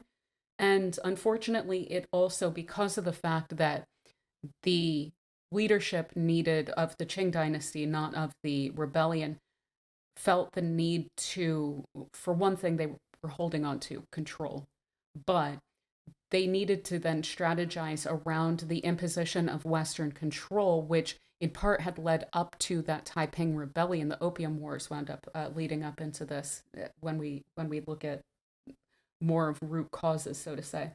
But then because of the Civil War, China, they had already been stuck in a position of having to take on crap treaties with Western countries, and the Civil War and the help that they needed to reunify required that they then take on even more, BS treaties and trade privileges and things like this that were not in their interests. And so, yeah, then again, we wind up with themes of unification. And comparing that 20 to 30 million dead, the US Civil War, which started on the day of Ingress, that was also then a 500,000 to about 1 million in the Civil War. Also just, ridiculous numbers and too many. In 1863, there was the January Uprising, a Polish insurrection, which was against the Russian Empire's rule over the Kingdom of Poland. And this was due to conscription. That's going to be a big thing. The US Civil War was the first time that we had conscription in the US as well. And there were also riots here around that too. So this was an uprising which was due to so many reasons, but the trigger of it basically was due to a desire to conscript certain people in Poland, certain young men who were not in alignment with the empire's interests and so on. They basically disagreed, and so they were going to target them to force them to go into the military and basically be put at risk. And so the group that wound up doing this, they called themselves the Polish National Government, and they were a clandestine organization. We also then have the Spanish Revolution of 1868, the Glorious Revolution. So this was due to worker and military discontent with mismanagement under Queen Isabella II. And one thing I think that is probably going to get overlooked with Aries a lot, when you think about an Aries identity, what are you looking at? You're looking at military and you're looking at workers. Capricorn isn't really the worker. Capricorn is more so the boss. And so when we're looking at Aries, what we're actually looking at is not just the manual laborer, but, those who identify themselves with the work that they do. Aries puts in effort. So that's, I think, a lot of the reason why we see a ton of class solidarity arise under Neptune and Aries periods of time is because the class consciousness is naturally risen through the collective subconscious. That Glorious Revolution was also influenced by liberal and Republican ideals that were, of course, popular in Western Europe.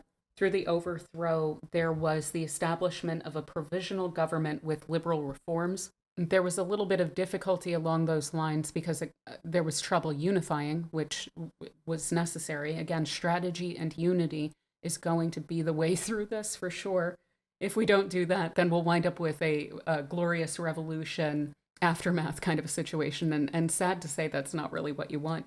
So they decided to take on a new monarch, Amadeo I, and he wound up abdicating due to a civil war and strikes that wound up arising. And he wound up declaring that Spain was ungovernable, which just cracked me up because that is ultimately what Neptune in Aries kind of, in situations like that, it does encourage that, is that ungovernability. During this whole period of time, I haven't even gotten to the strike wave yet. This is just the straight up wars and revolutions, and most of them are uprisings, for better or worse.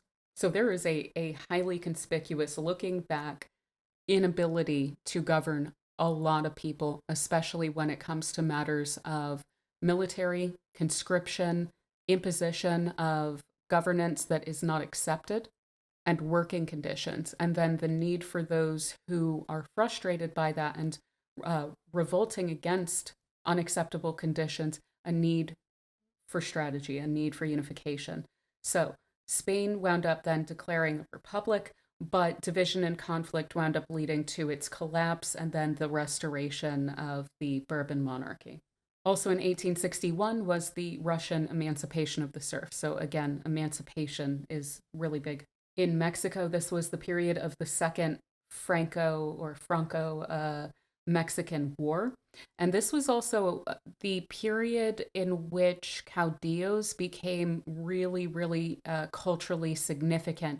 And it was a period of time that really called for strong leadership. This was the term of Benito Juarez's presidency. And so he was also very representative of that kind of bootstrap spirit that, again, I think we're going to see quite a bit. So he was Zapotec, and that was a huge issue for a long time in Mexico, was anti-indigenous sentiment and then class division along those kind of racialized lines. And so he became president. He was known for being a really excellent leader, but he was also a symbol of social mobility. And that is something that was incredibly important all over the world throughout this entire period of time, was this concept of a necessity for social mobility to be possible and to be more widespread, and a strong respect for that, for actual real people.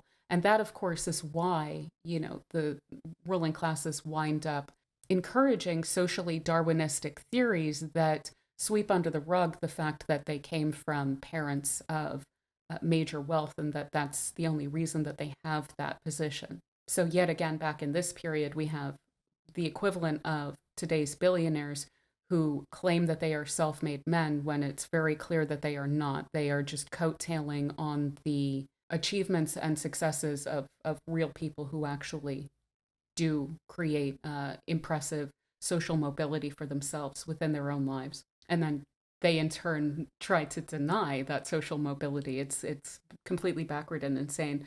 But also, this was a period of time in which Mexico really was focused on secularism and democracy and again sovereignty, because as would be quoted, whether correctly or not, sentiment of poor Mexico, so far from heaven but so close to the United States. This was also when Porfirio Diaz was a successful general. So again, caudillos and fighters being glorified, being celebrated, and both for better and for worse, as Diaz is a complicated figure. So this is also the period of time in which the First International took place solidly. So 1864 to 76, and this is also known as the International Working Man's Association, and it was the first major international organization of the working class. So this was a major point of ideological and participatory leadership within the trade unionist movement of this period of time. So they were fighting for better wages, better hours, better conditions for workers. They were also encouraging solidarity, another word for that, unity. They were also engaged in a huge amount of mutual aid. And of course, also as a part of this, the eventual overthrow of capitalism. But similar to many colonized societies during this period of time, they understood that post 1848, that they were dealing with, and they were kind of hoping that there would be some more action in the 50s, but there weren't. And so what they were aware of, Karl Marx and Bakunin, Mikhail Bakunin, et cetera, was that that wasn't going to happen at that during that period of time. And so what they were working toward was strategizing for the working class, trying to get those better conditions, trying to get better wages, trying to create solidarity, trying to work on class consciousness during that time, trying to get those mutual aid groups set up so that people wouldn't be suffering on the level that they were, because of course it was completely insane. And today, of course, depending on where you are, it is just as bad today as it was during this period of time.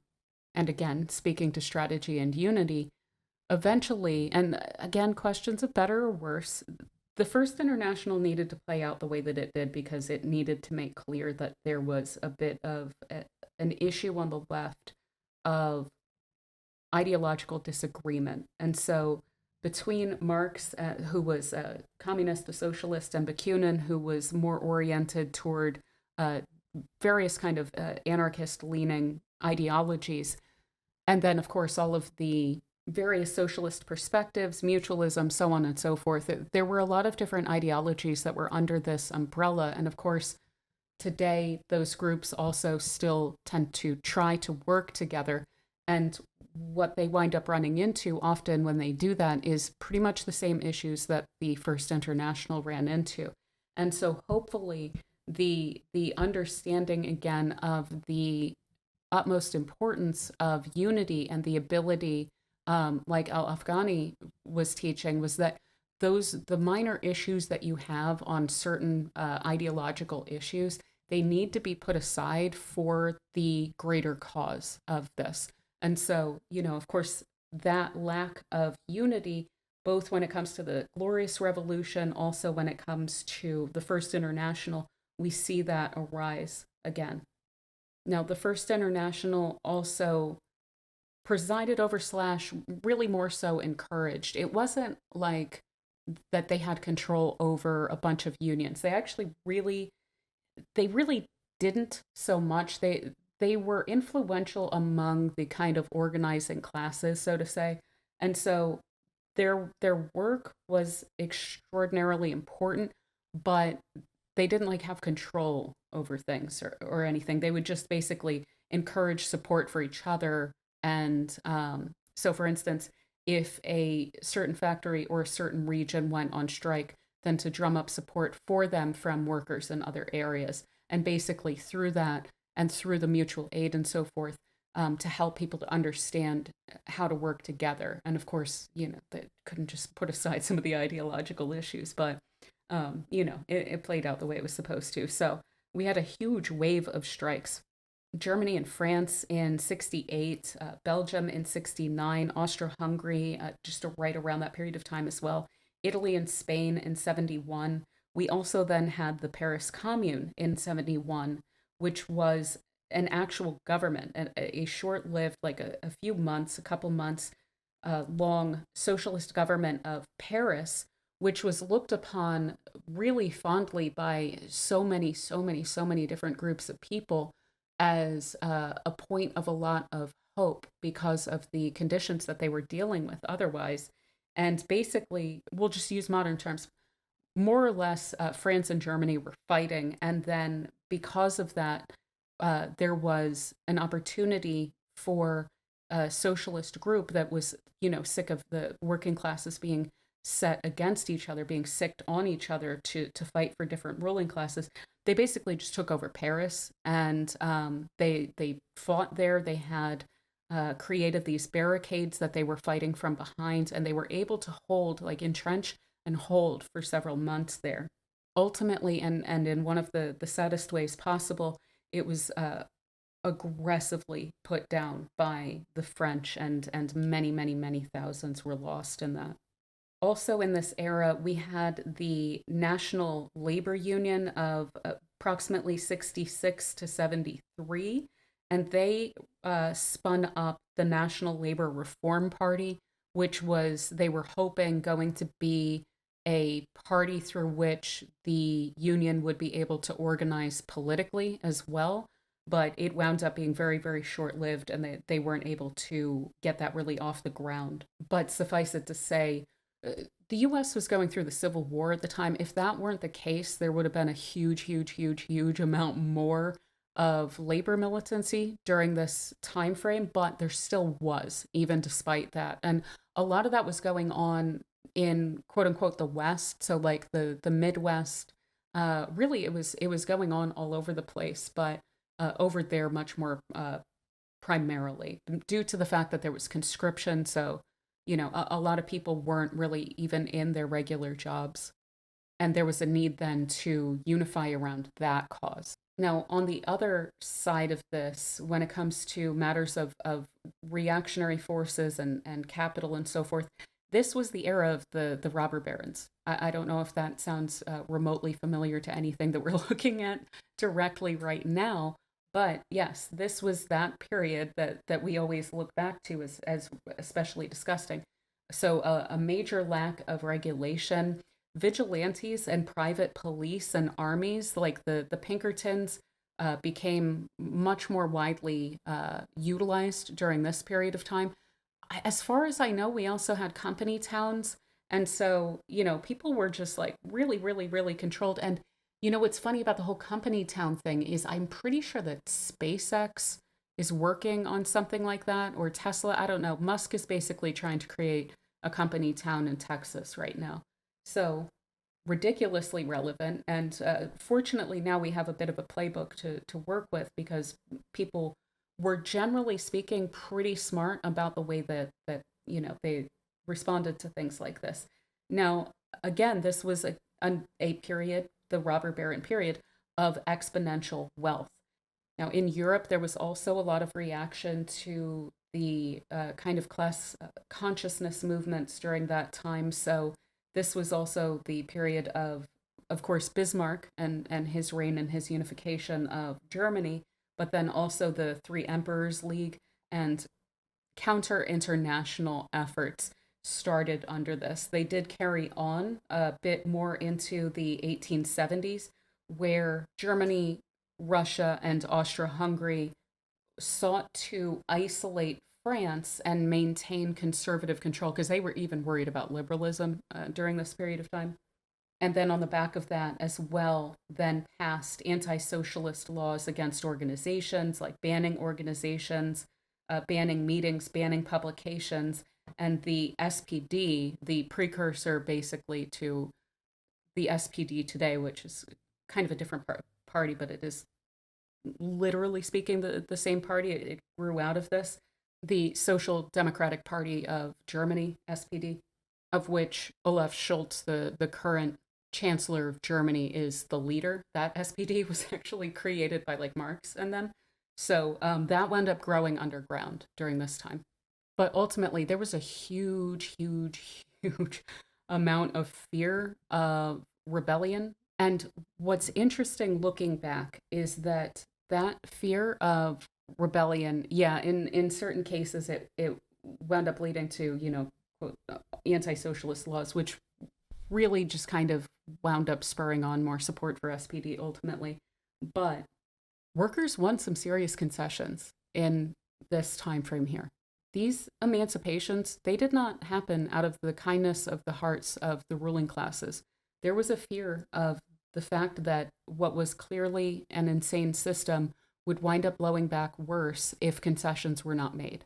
And that was part of the genius of Bismarck, was the fact that he understood that parties needed to be balanced. Like there needed to be hope. There needed to be an understanding of, for one thing, identity, but also that you couldn't just top down enforce everything with no standards in place. The working class in Britain made some really major strides during this time as well.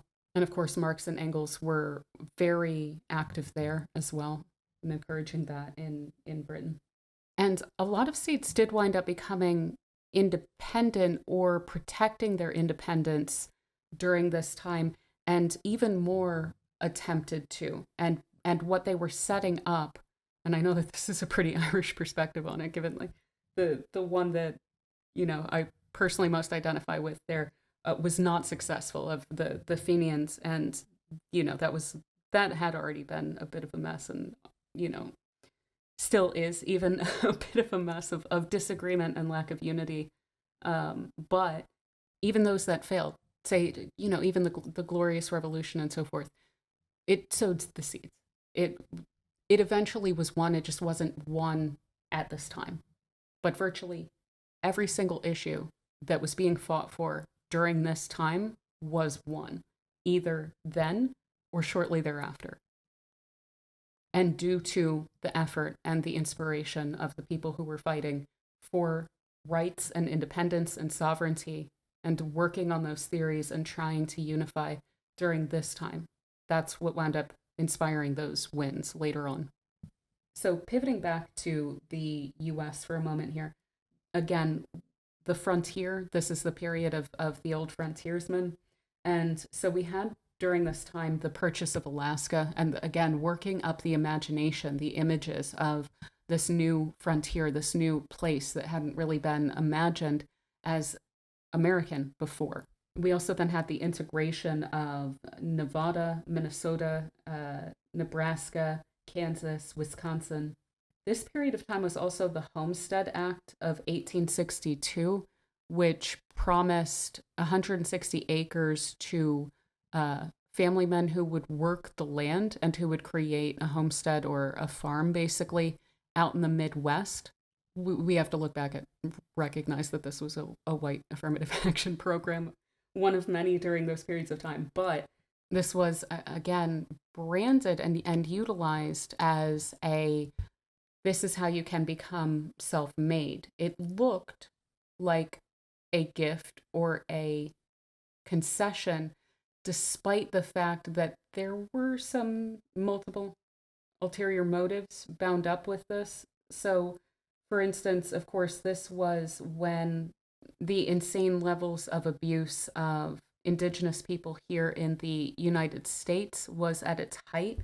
So this was also the period of time of the Buffalo extermination, during which white people wound up just killing, like insane numbers. I don't even remember the numbers, but they're like unbelievably mind-boggling. And the whole purpose of this was then to deny people the ability to live as they had off of the land in a sustainable manner, and therefore be required to engage in the reservation system that the United States had been setting up during that time. There was also just complete wanton killing, and of course all of the blame for that was placed on Native Americans, even though that was, of course, a lot of it due to the fact that Europeans and especially the government and to an extent regular people too, because of bounties and all of this nonsense, just wanton killing from people. So had definitely established themselves as not trustworthy. Additionally, this was then the old frontier, also known as the quote unquote Wild West, which is associated with a level of lawlessness, especially with regard to young men. That's something we're very, very likely to see play out as a kind of cultural imagining of, being sovereign young men and being able to do what they want and so on and so forth. So that's probably going to become a cultural thing. Like I said, this was the birth of the social Darwinist ideology, which of course is not remotely scientific whatsoever, and the quote unquote self made man as a kind of national theology that was replacing religious theology during this time as science started to make some major breakthroughs. Then there wound up becoming this ideologicalization of the excuse making around abuses that had previously been excused by religious hierarchy, then being whole cloth forced upon scientific developments as social theories of productiveness and development and the level of evolution of different races and different genders and different classes. And what's incredible about this is what I wanted to come back to, is first off, we have the language of like struggle for existence and survival of the fittest, these metaphors of war around just living. And so that it definitely strikes me as very Neptune in Aries in terms of the, basic cultural belief system being based on these concepts of war. But what's a trip is that, so they had to then explain away the hierarchy that had been created for themselves out of religiously based political ideology of previous centuries. They then needed to import that onto science because they were no longer then staking their claim as liberals and Republicans on the divine right of kings, so to say, right? So what happens is they wind up screwing up then their science because so they don't want for there to be any sort of scientific indication of revolution or strong jolts in history. And they want to basically import onto this scientific concept the social concept of gradualism. And so what they wound up doing was they basically were arguing for these long drawn out gradualist evolutionary theories.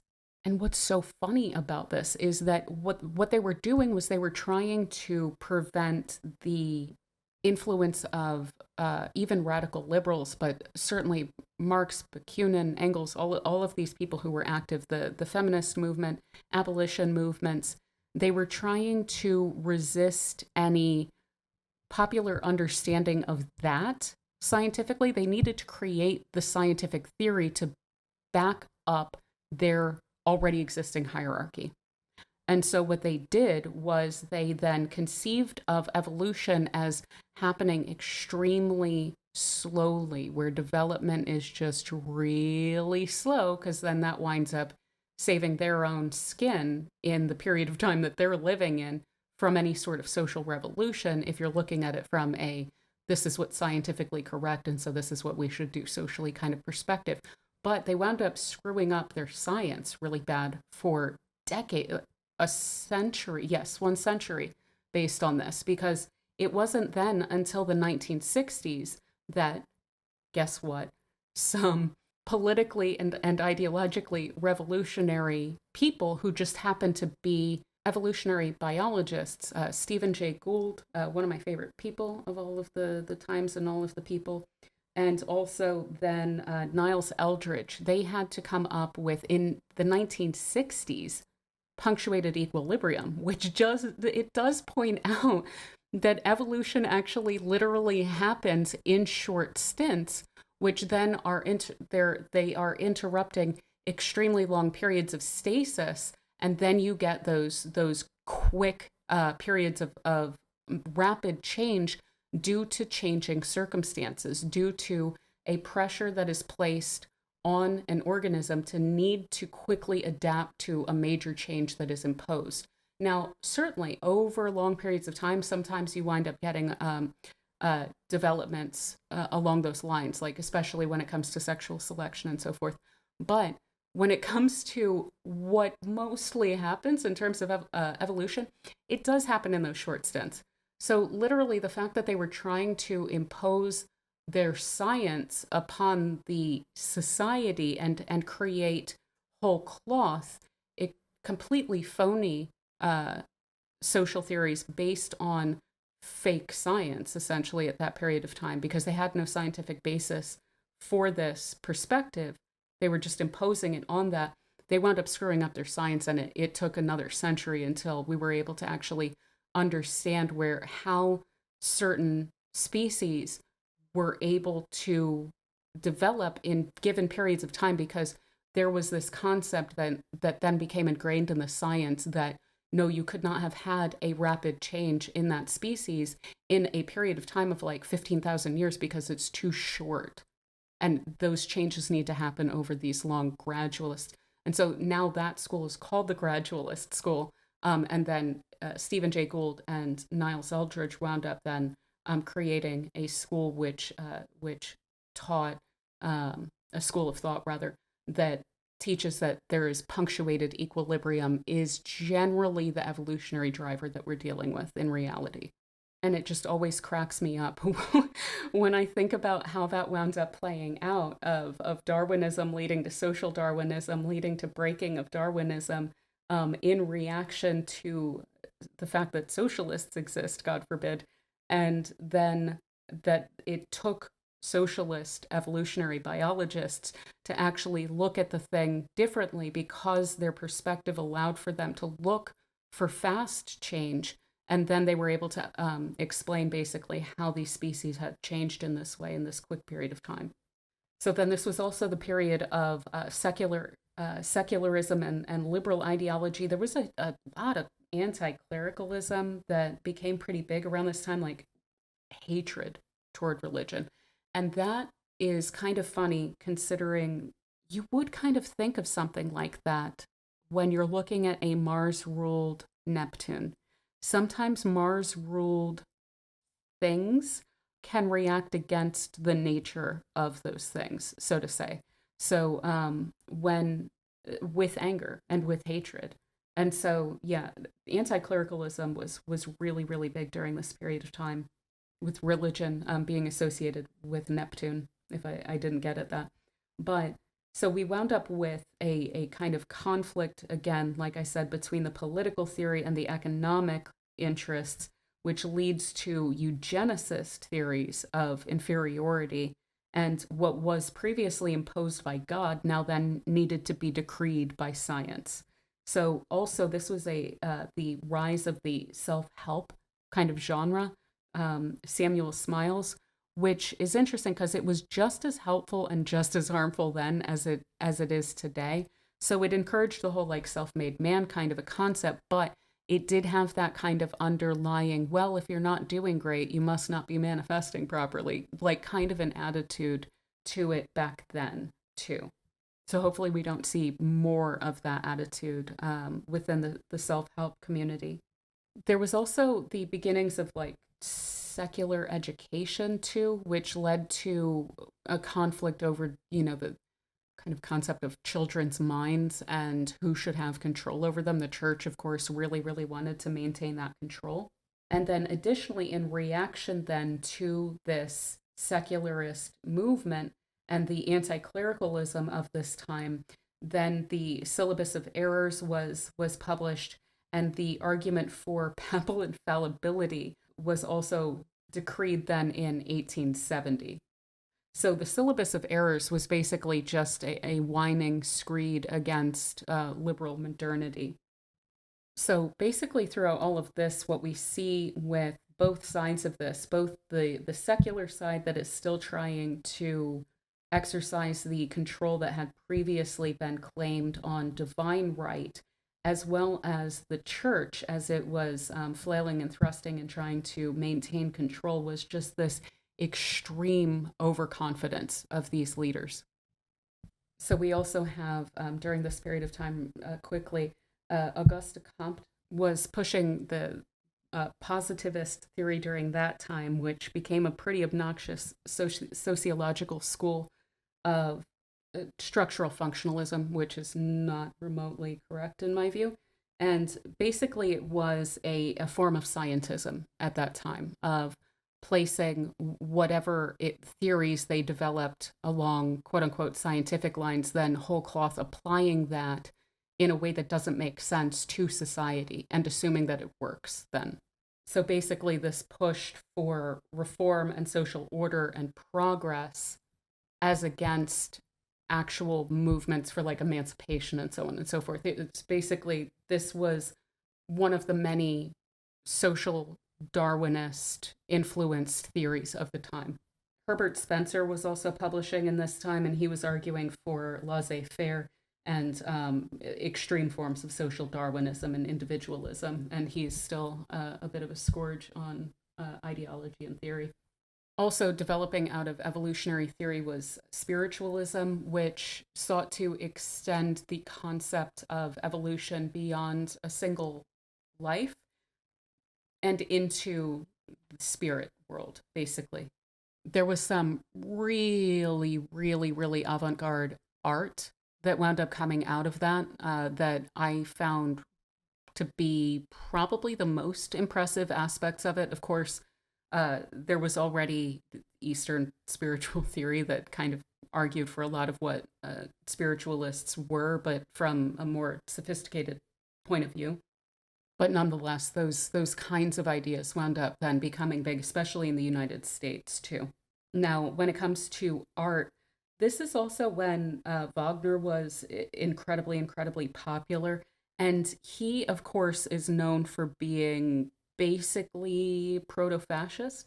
And so he created works that were intended to be like missionary with regard to cultural and nationalistic attitudes. It sought to infuse that into the music, but then also infuse that then into the audience, whom he saw as subordinate to him and basically treated as such.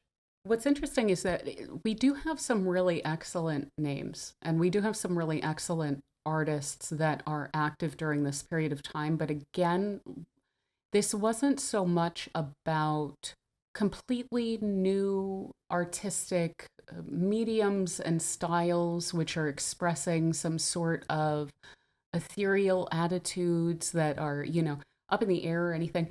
More so, this was a matter of popularization of art, of many, many, many different types of art forms, as well as the inclusion of an acceptance of subjectivity and then a desire to portray the world as one genuinely sees it as well with realism. So without a doubt, the art form that most flourished during this time was the novel. Prose, much more so than poetry, was dominant during this time, as well as newspapers. Again, popularization of the medium. There is one region in which this stands out as a little bit different, and that is Russia. So in Russia during this period of time, the arts were actually kind of really, really, really thriving. So Tolstoy and Turgenev and Tchaikovsky, Dostoevsky were all active during this period of time. In the US, we do have the kind of birth of a new, uniquely American, to use a terrible term, kind of style that is arising, and that's certainly significant. The country was only, less than a century old at this point as an independent entity. And so this was the time of Mark Twain and of Melville. So it's like the American kind of conception of its own genres and its own stories to tell, which are independent of a more kind of European oriented perspective. We do see that playing out during this time. It's just that aside from Twain and Melville, when compared to other periods of time that are around this, it's not much more to write home to than really any other period of time. But again, novels, realism, actual real life, that's what's popular during this time is honesty, straightforwardness. And that's why prose is doing so well. We do also then have the proliferation of libraries and theater opera performances, so that's becoming popularized, whereas previously that had been just a kind of aristocratic, maybe upper class kind of a thing to do. That's now becoming a little bit more accessible to more classes of people. This is also the height of realism and impressionism, which is a subset basically for the most part. What also took off artistically during this time, as I'm sure that you have gathered from the fact that this is really the first period of time that I've been able to speak to, where I've been able to gather a huge, huge, huge amount of photographs. Now, they're not the easiest to find. Some of them are not too bad, but you do have to go digging for them. But the, before this time, that wasn't really a thing, to just have people taking a bunch of pictures of like a bunch of stuff. And that was really, really well noted then, too. So suddenly we then had photographic family portraits and things like this, newspapers publishing photographs and so on. We also had during this time a kind of nationalism of the arts, kind of like what Wagner was kind of getting at, but not quite on that level, of course. And so again, it's like Twain. What do we think of when we think of Twain? We think of the United States. What do we think when we think of Tolstoy or Dostoevsky? We think of Russia. So this is when that becomes much, much more apparent as the arts as an expression of national identity and being tied into national identity. With regard to architecture, I think I already mentioned that this was a pretty eclectic period, that basically they were pulling on all different sorts of styles, but for different types of buildings. And that a lot of the buildings that were being created during this time, of course, based on industry and then also national symbols. So the libraries, the museums, the like national landmarks and things like this, that was a lot of what was being invested in to create. Not a lot of churches compared to other periods of time, at least not as long as they were not specifically nationally oriented churches. Also, when it came to art, there was this kind of attitude, which was actually relatively new at this time, of the concept of originality being more important than correctness. So the embrace, again, of subjectivity, not to mention the embrace of art as representing the current time and not history, because so much of history throughout Europe before this had been historical art. It was pointing back to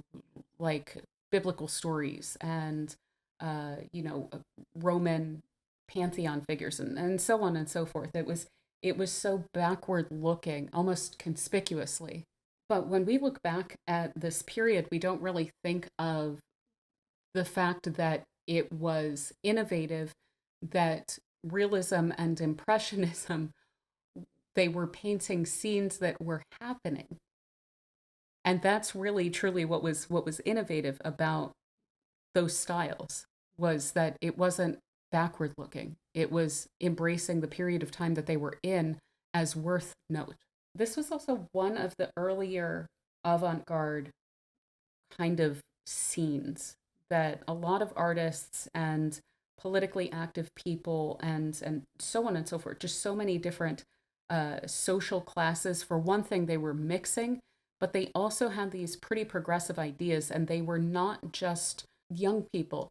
were not just going, getting married, having their families, staying at home and not experiencing the world. No, they were often newly, recently, within the context of their broader family, in urban areas. And so there was so much mixing of different ideas, and they were creating these kind of countercultures and undergrounds between them of these new burgeoning ideas, new burgeoning styles, new burgeoning concepts and ways of doing relationships.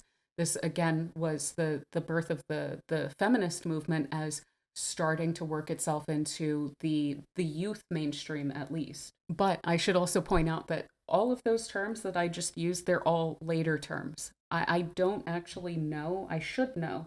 I should actually try and look into this.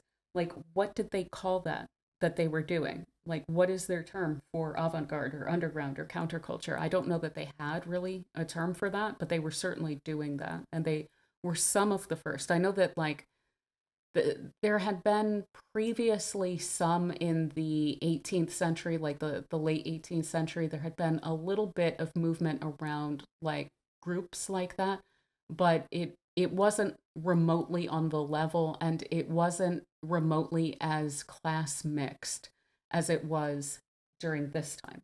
So ultimately, to summarize a lot of this, for one thing, this is also going to play into the minor grand trine with Pluto in Aquarius is going to be sextile to Neptune in Aries.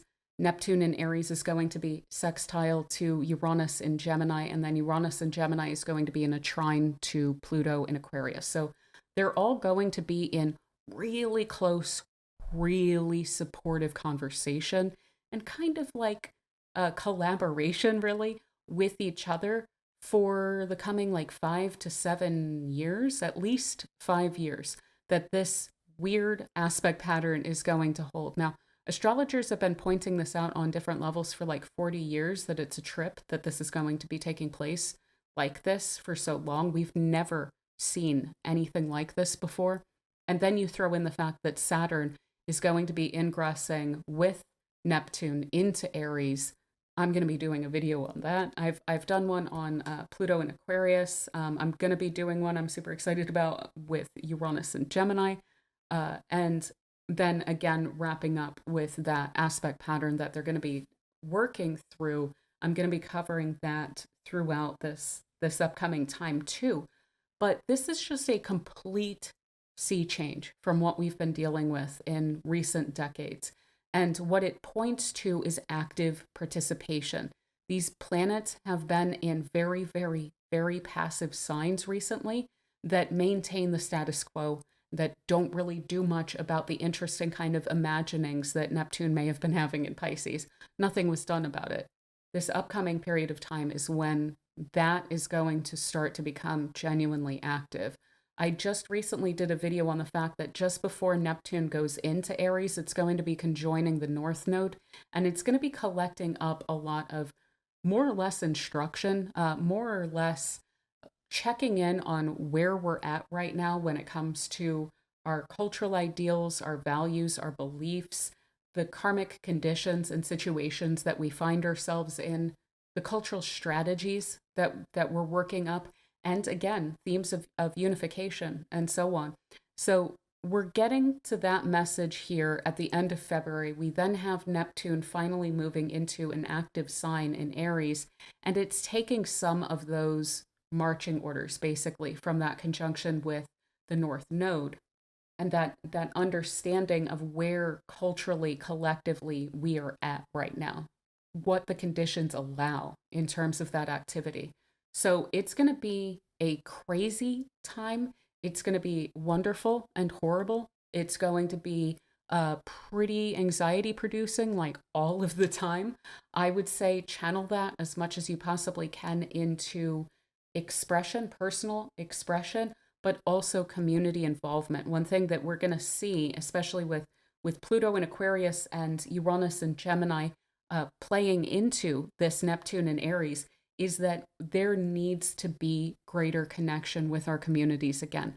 We need to support each other. We cannot rely on billionaires running our governments to support us and then just do nothing when we find that that whole strategy that we've been allowing to play out doesn't work for us.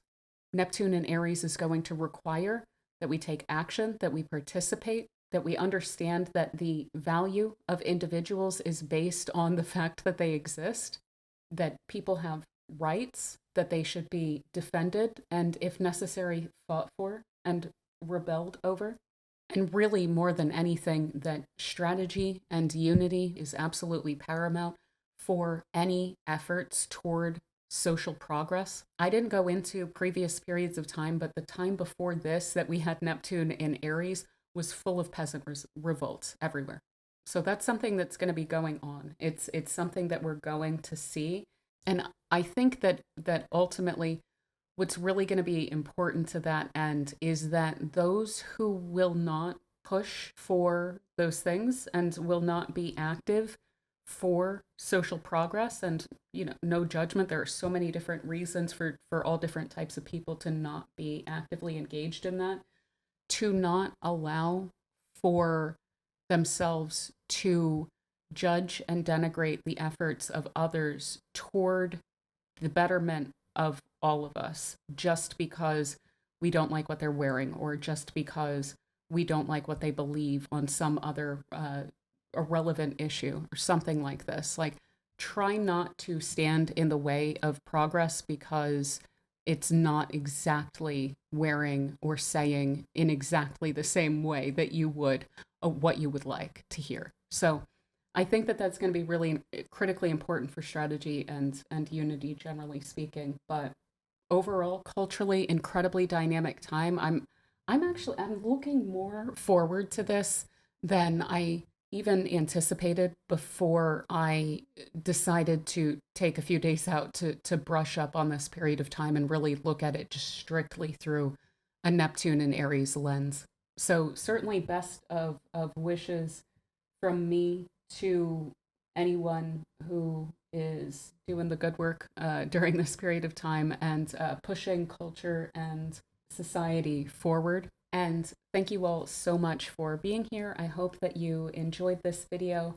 And finally, I am very, very excited to announce that I'm launching memberships on the channel here on YouTube finally. So if you would like to support the channel and join the community, there is a link in the description to join. On Apple, there's no longer a join function. I'm not 100% clear on why that is, but the link will be in the description and you can still click that and join through Apple. And some of the perks that I'm launching with these memberships right now, and I'll probably branch this out in the coming time. I'm trying to do this a bit slowly so that I don't wind up getting super overwhelmed, because to me it's always extremely important that I'm delivering what I'm committing to. But starting now, some of the perks that I'm launching include like an additional pool for free readings, which I'm going to draw from each month. And then, like the Chart Your Destiny giveaway, but this giveaway will be every month and it'll be a smaller pool since it'll be the membership pool. I'll also be doing live streams, which are driven by member requests and input on topics, to go more into transits, to focus in on current or historical topics. And I also hope, I've been wanting to do some like classes and things like that. So I'm hoping to utilize that stream then also for like webinars to teach various astrological techniques and perspectives. There will also be discussion posts where we can go into certain events or topics, like as things pop up, looking over what the astrology of the ridiculous amount of things that are going to be going on in these coming years, what that looks like in real time, and also where you can inquire about your own chart and transits. I'll also then, through the memberships, be offering 20% off of all readings to Sunshine Tier members with no limit. So that'll be 20% off of every single reading. And of course, I will be doing shout outs in every video as an additional way for me to say thank you for supporting my work and the development of this channel. So I'm very, very excited to connect with you guys more on here And this is also a really, really, really wonderful way to support the channel while also getting something in return for it. So very, very greatly appreciate all of that. And with that said, I am very, very grateful to Angel or Angel Niblock for being the very first member. I very greatly appreciate that. Thank you guys so much. And so, yeah, I think that that is pretty much everything that I wanted to say for this video.